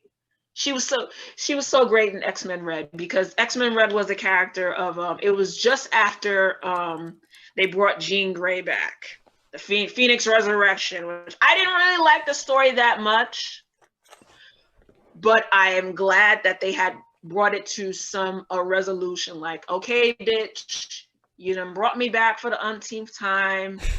I'm kind of sick of this death rebirth cycle. Thank you for letting me see my husband one last time. But you gotta let me go. This has been like a whirlwind relationship for like centuries. Yeah. I get that there was something about me that you liked, but you gotta let me go. I want to let you go, Jean Grey, because if I do, like, you're gonna die, and we can accomplish so much together. We can do this together. We could still be great together, baby. Like, why do you want to leave me? Because I want to. Because I have to actually live a life, and that, sadly, that includes dying. I know when I reached out to you, I didn't want to die because I didn't want to leave Scott for whatever reason. Oh, damn. But now, because I kind of know Scott Summer slander is in. So, everybody gets their digs in on Psych. I mean, it's just, but like, listen, you gotta let me go. I gotta live, and eventually someday I do have to die, and you're just gonna have to be good with that. Okay, Jean Grey, fine. Goodbye. And then Tom Taylor took over, did X-Men Red. It was great for the miniseries that it was. I love the team assembly. There's a character, Trinary. She was she was from India, I think. An Indian technopath. So basically, she can control machines and things like that. Yeah. I loved her. She was the MVP of that. She was the MVP of that book for sure, as a totally new mutant character. Her family had rejected her and turned her over to the authorities because she used her powers to do I guess what we would call a bit of cyber crime. I think it was diverting basically diverting funds from some billionaire or whatever and sending it to whatever charities or whatever that shit that she cared about. You know, the things that hackers and like Anonymous should be doing for us whenever they fucking hack into like the, into state systems or whatever, just to show everybody how easy it is for them. And it's like, listen, that's cute and everything, but if you're not doing some Fight Club shit like resetting the debt or wiping out all student loan debt, I don't want to know about it. Or sending everybody, or hacking in and sending everyone $2,000 every month because you fucking feel like it. Like, I don't want to hear it. I don't want to hear nothing about any hack that doesn't include, something in it for us. Like, wipe out all student loan debt, wipe out all medical debt. Oh, send everybody fucking money, hack into like the Pentagon and take the military budget and send everybody like $4,000 a month until the pandemic is over. Like, that's the shit that I want. That's the kind of a hacking that I need to see. Fucking be the people's mutual aid and do that shit, Anonymous. And then we can talk. But anyway, that's pretty much what Trinary did. And so, and the plot of that story was Tom Taylor did a really good job of mixing in current world and political events with the story. And I know folks have been in their ass about comics being political for the longest time. And it's like, I have to ask, have you ever really been a comic book fan? Exactly. Because they have always been political.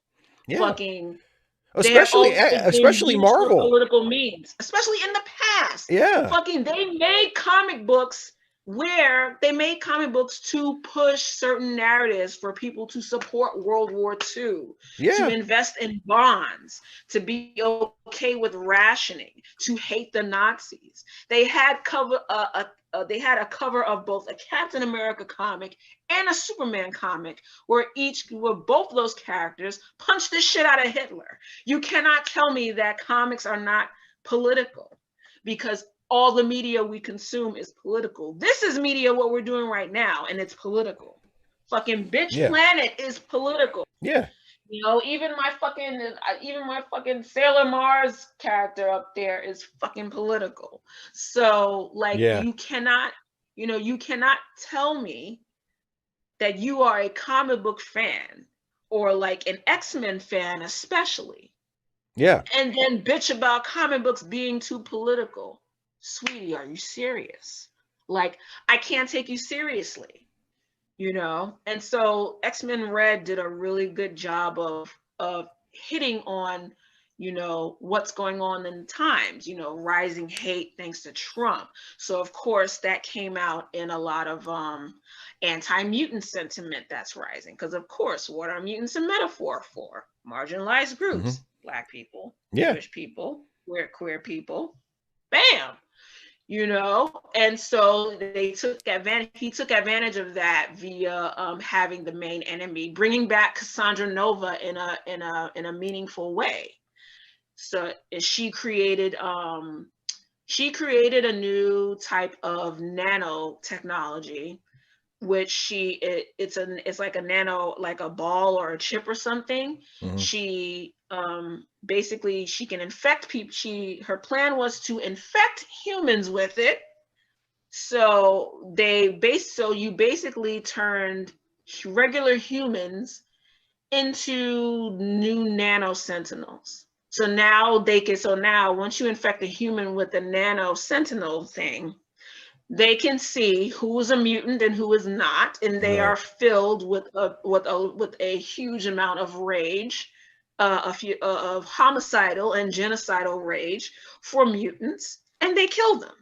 Because the main thing that they say, the main words that they say when they see mutants, and Cassandra Nova activates it, is, "Oh, mutant, abomination," Yeah. you know, and they do whatever, you know, if they get a weapon, you know, or they start, by whatever means necessary, they will go kill that mutant once they figure out who it is, you know. And she was infected, and Nova was infecting everybody from, your average citizen to different political leaders in different countries, so, and Jean went, since Jean has been back, she has been noticing all these things.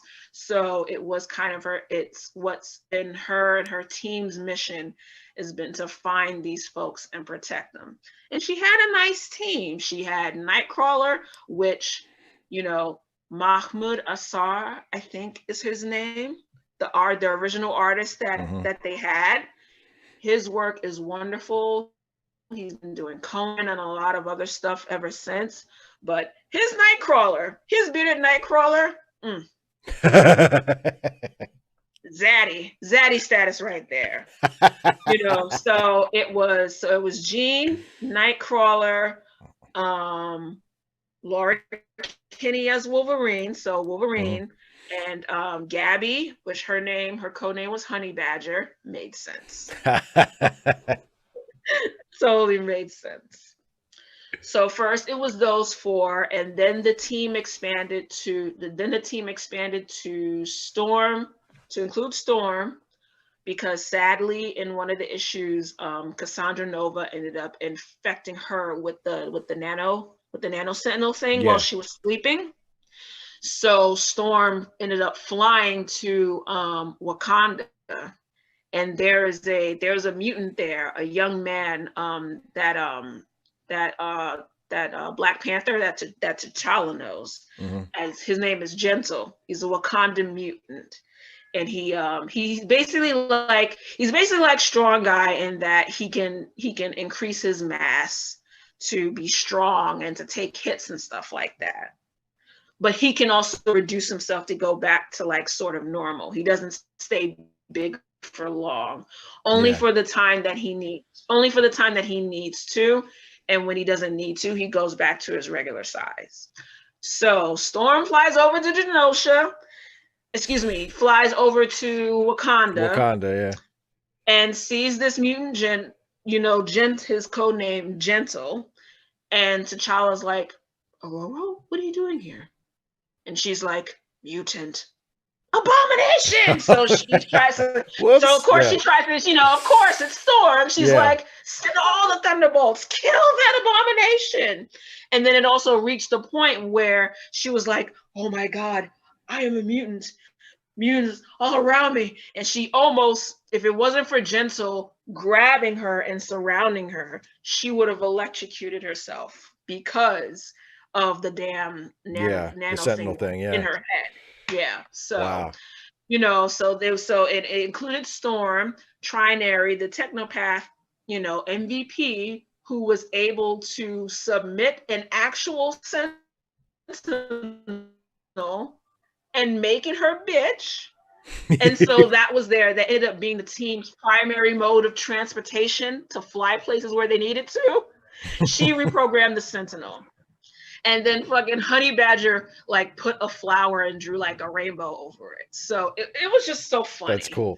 It was just so funny and tongue in cheek. And also, who else? So it included Trinary, Gentle, Storm, Namor, because they needed a base of operations. So Namor allowed them to have their base of operations down in this. And Gambit. It was a very nice pop-up of Gambit.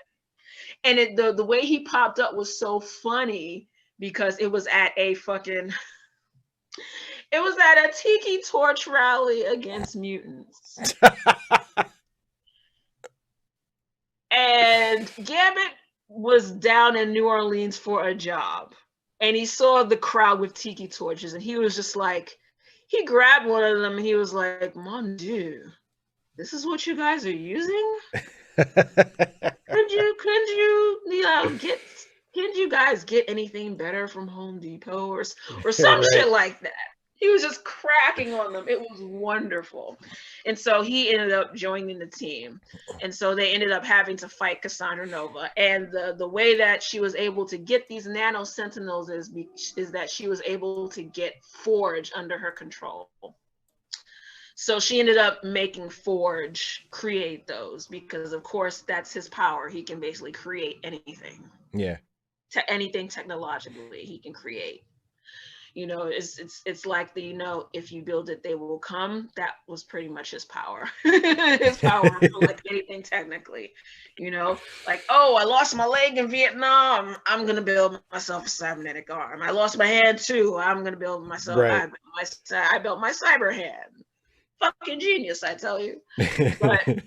But it was a very good story. It was about maybe 7 or 8 issues. Sadly ended because fucking Marvel did some huge storyline. Which was basically, from what I understand, because I did not read the whole thing all the way. But I found out snippets from Wiki because I cheat when I don't want to read things that end up sucking, and it did. It was basically like they decided to do Age of Apocalypse again, but just involving the Nate Summers character from Age of Apocalypse. He'd been living in this timeline for the longest. He's X-Man, right? The guy, the mutant that Sinister, that the Age of Apocalypse, Mr. Sinister created to kill Apocalypse. Yeah, so basically, it's like he wanted to introduce this new world order as like a second coming of Jesus or some shit, and change the timeline or whatever, some shit.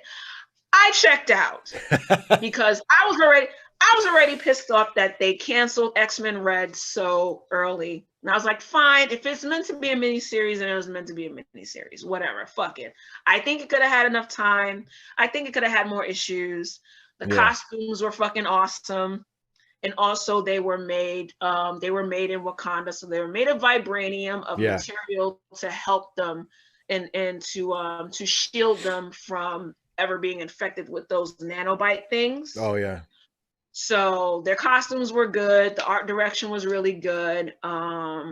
I'm sad it ended, but it was good it was good while it was there, while it existed. I mean, it still exists, but just the book was just a miniseries. So it was good while it lasted. Then Jonathan Hickman comes and does this whole Powers of X, House of X thing, just sort of resetting everything. And bringing back Krakoa and making it like fucking Mutantlandia, you know, a place where if you don't want to be in these countries, you don't have to be. If you're a mutant, you can come here. Your salvation. You know, Krakoa basically provides like everything for them. They have a council. They were able to bring like fucking mutants that they've been fighting with for decades. They were able to bring all of them to the table and be like, listen, this is what we're doing. This is what it is. You can get with the program, or you can be like Sabretooth, who is trapped under Krakoa forever because he didn't want to get with the program. You know, so you have a choice. And yeah, they didn't have a choice really. And it's so funny how they brought people like fucking Apocalypse and Mr. Sinister to the table, you know, with this whole, you know, because the only reason why now they have they have these things with the resurrection protocols, they're able to do it because Mr. Sinister has this big genetic library of mutant DNA from like basically everyone. Right. You know, like he has Cyclops' DNA. Of course, he had Cyclops and Jean's DNA. He had Jean's DNA because that's how he was able to make Madeline Pryor. But yeah, he has a genetic library of basically everybody. And now they have the means, thanks to this group of 5 that includes Hope and Elixir and a few other folks, who with them working together can resurrect mutants who were dead. That's why now we see, that's why Pyro is back. You know, remember he died of the legacy virus, but now he's back. The original Quanon, who, you know, was the Asian chick who we knew as Psylocke because, you know, British mind, Asian body. Oh yeah. That real fucked up stuff. I think that's a reason why she's back too, especially since before they had started that, the writers had did this whole retcon thing where they finally put British Betsy back in a British body. It was messy how they did it, but I'm glad they finally did it. They finally righted that wrong because it was just crazy. Yeah. It was just crazy problematic for the longest time. Asian lady who can do all these things, but oh no, she's got a British mind. Yeah. Never mind that. Yes, there are Asian British people out there, just like there are Black. Yeah, right. British people. It's not that complicated. I mean? They could have gone about it so differently, but instead they did the whole, you know, the hand switched minds because, you know.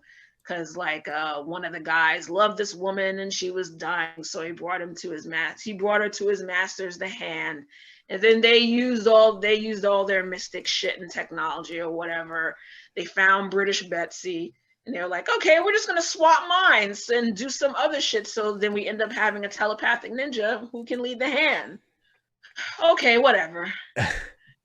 but yeah, I really did enjoy seeing how seeing the foundation of what's happening for X-Men now.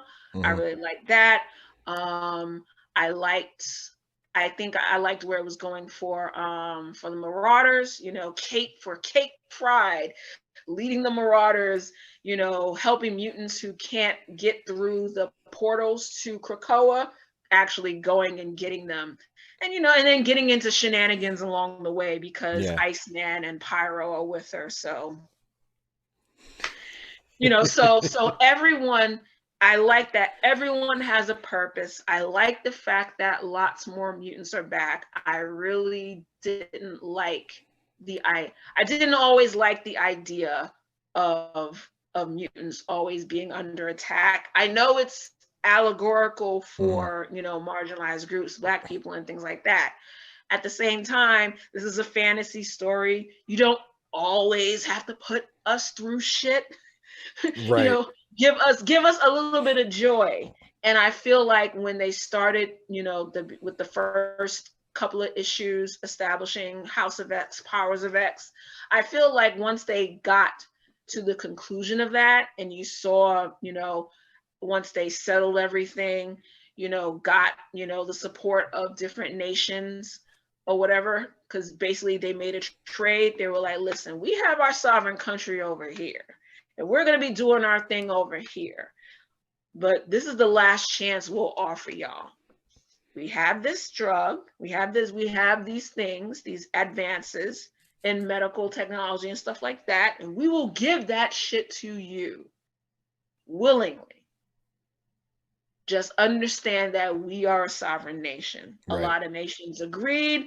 Of course, a lot of nations didn't.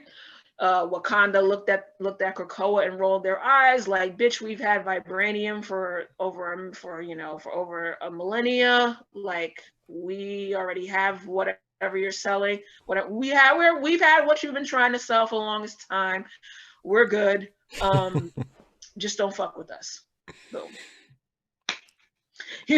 Right. So, but I really like the idea of them having their own sovereign nation, being able to to have a place of their own, because that's where they don't have to deal with the oppression, they don't have to deal with marginalization. It's like, oh my God, there is this place that is for us. And I think for a lot of marginalized groups, that is sort of like one of the more quintessential things that we would love to have.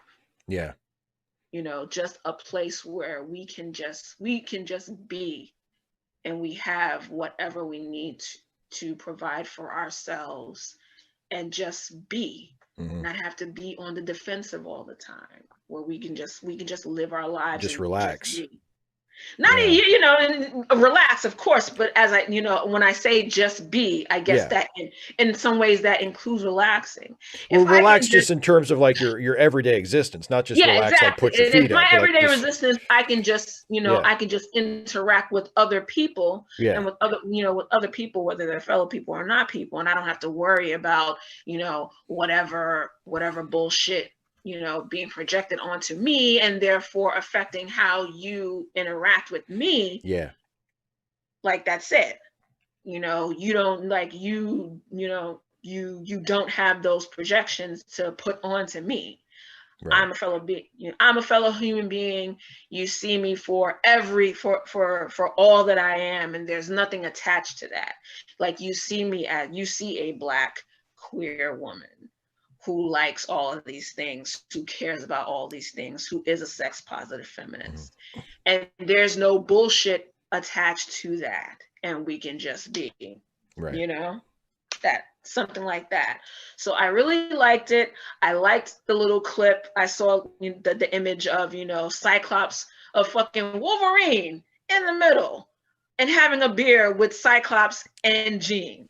Like, and we all know, if folks weren't aware that Wolverine is bisexual, but he hasn't been written that way for the longest time. And now we can have these little keys, and you see the little shot of Jean, pushing a beer to Emma Frost, knowing the type of relationship that they've had over the years, because yeah, my husband cheated on me with you, but it's all good. Have a cold one. Like, yes, and of course Emma giving a look like, yes, he cheated on me and he loved it, bitch. But thank you. Thank you for the beer. Appreciate it. Yeah. Thank you. Appreciate it. You know what I mean? Yeah. So it sounds cool. And it's just, it's really this, this era of X-Men that we're and mutantdom that we're seeing, and also with the Excalibur, the new Excalibur, the new X-Force. I think there is going to be a new book with Nightcrawler, and they're going to be addressing like issues of spirituality and stuff, since he's what is he, Catholic? He's Catholic, I think. Yeah. So it'll go into issues of that and have some mystery attached to it and everything. So I like seeing this new line of like X books. It definitely gives me 90s nostalgia and everything like that. I think that they're like really good stories, and also things that are well drawn, have a good, nice art direction. Everything it feels much more ordered, especially since they have their own nation. Their nation has their own writings in Krakoan, X-Men. Love the new X-Men logo. It's just it's just been doing and looking really, really good. So Awesome. I'm looking forward to seeing what else they do. I think they recently wrapped up X with Swords, so I'm just waiting for them to, put all that, to condense all that into like a, trade paperback if they haven't already. I have to Yeah. double check. And so I can catch up with that and see what everyone is doing. I have to catch up on a lot of Green Lantern stuff for the podcast, and also to Yeah. prepare for the HBO For Max the series. show. Yeah. For the show, Yeah. yeah, because they already said that it's going to have Alan Scott, which is the original The Green original Green Lantern. Lantern for sure. Yeah. They're going to introduce Alan Scott, Simon Baz, and Jessica Cruz.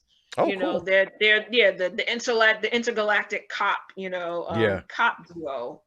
So I have to catch up. I have to catch up on more with Jessica Cruz, because I dropped from reading the book just a little bit after they introduced Simon.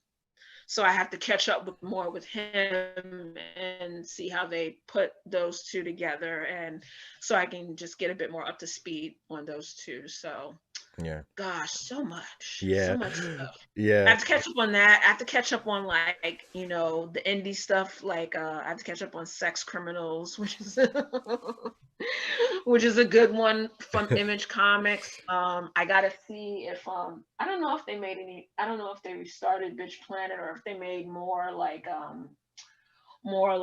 outside universe stories for it. But that was also a really good one too. So I just have to catch up on a Yeah. lot. It sounds like it. A lot. But to do something besides fucking doom scrolling and whatnot. Oh God, yeah. You got to have something to distract you for sure. Or just something you actually fucking that's why. enjoy instead of, watching the world fall apart on Twitter like all day, every day. Yeah, all day, every it gets day. old. It's like, oh, I'm just checking in. Has the world gone to like what circle of hell are we in now? Exactly. Oh, we're still on the second one? Okay, I'm gonna go back to watching Power. And exactly. I told you we wouldn't have any trouble filling an hour. We filled 2 hours. So we're gonna wrap up. But this has been awesome. It was so good to hang out with you for the first time in like forever. Do you want to tell people where? Do you want to tell people real quick? You got to make sure once it's safe that the next time you come to New York, you got to hit me up. Absolutely. I think there was the one time you came up here and you did not tell me, and I was disappointed. I was saddened. Next I thought that you weren't I will try to make it. You weren't my friend. Next, as soon as the world is safe, as soon as everybody's, as soon as it's, we get like vaccinated or whatever, whatever has to happen. Pretty much, essentially, like once we get vaccinated and things are slowly not as hellish.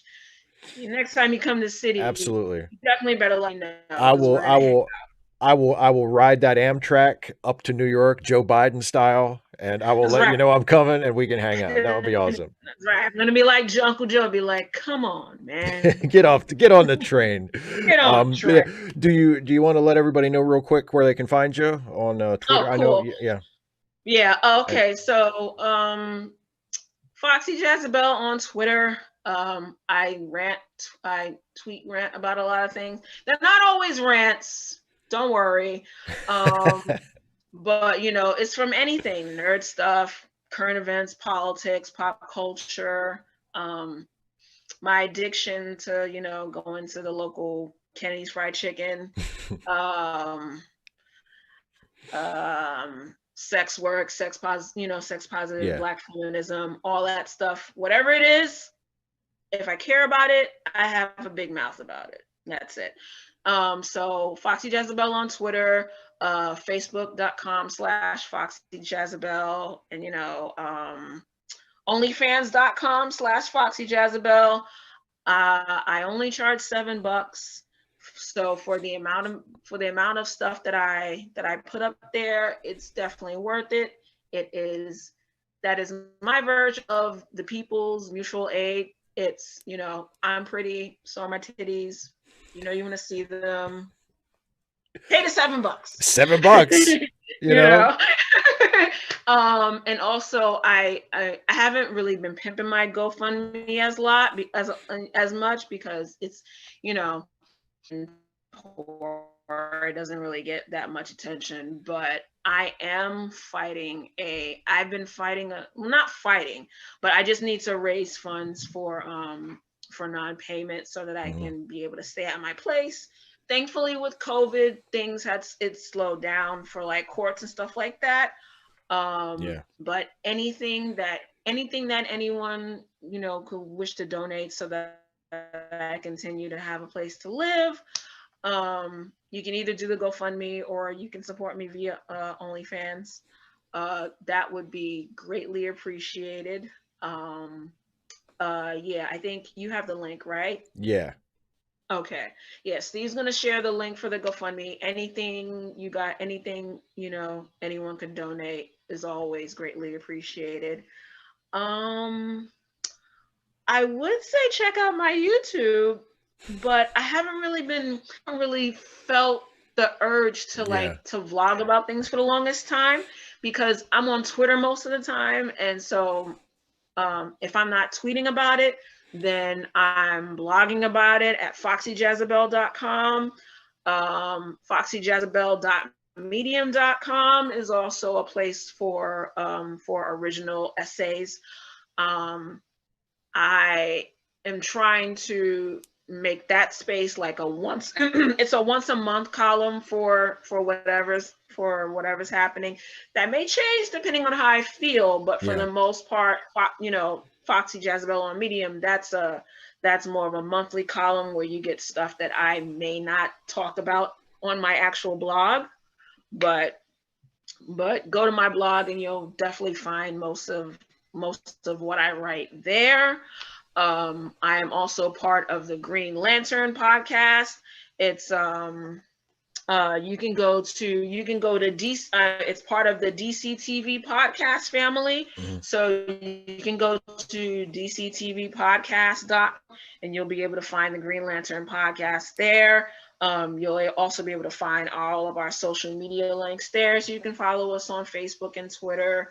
Now we're just giving everyone information about the main characters of Green Lantern. We'll be going into the emotional spectrum and why lanterns and rings exist in the first place.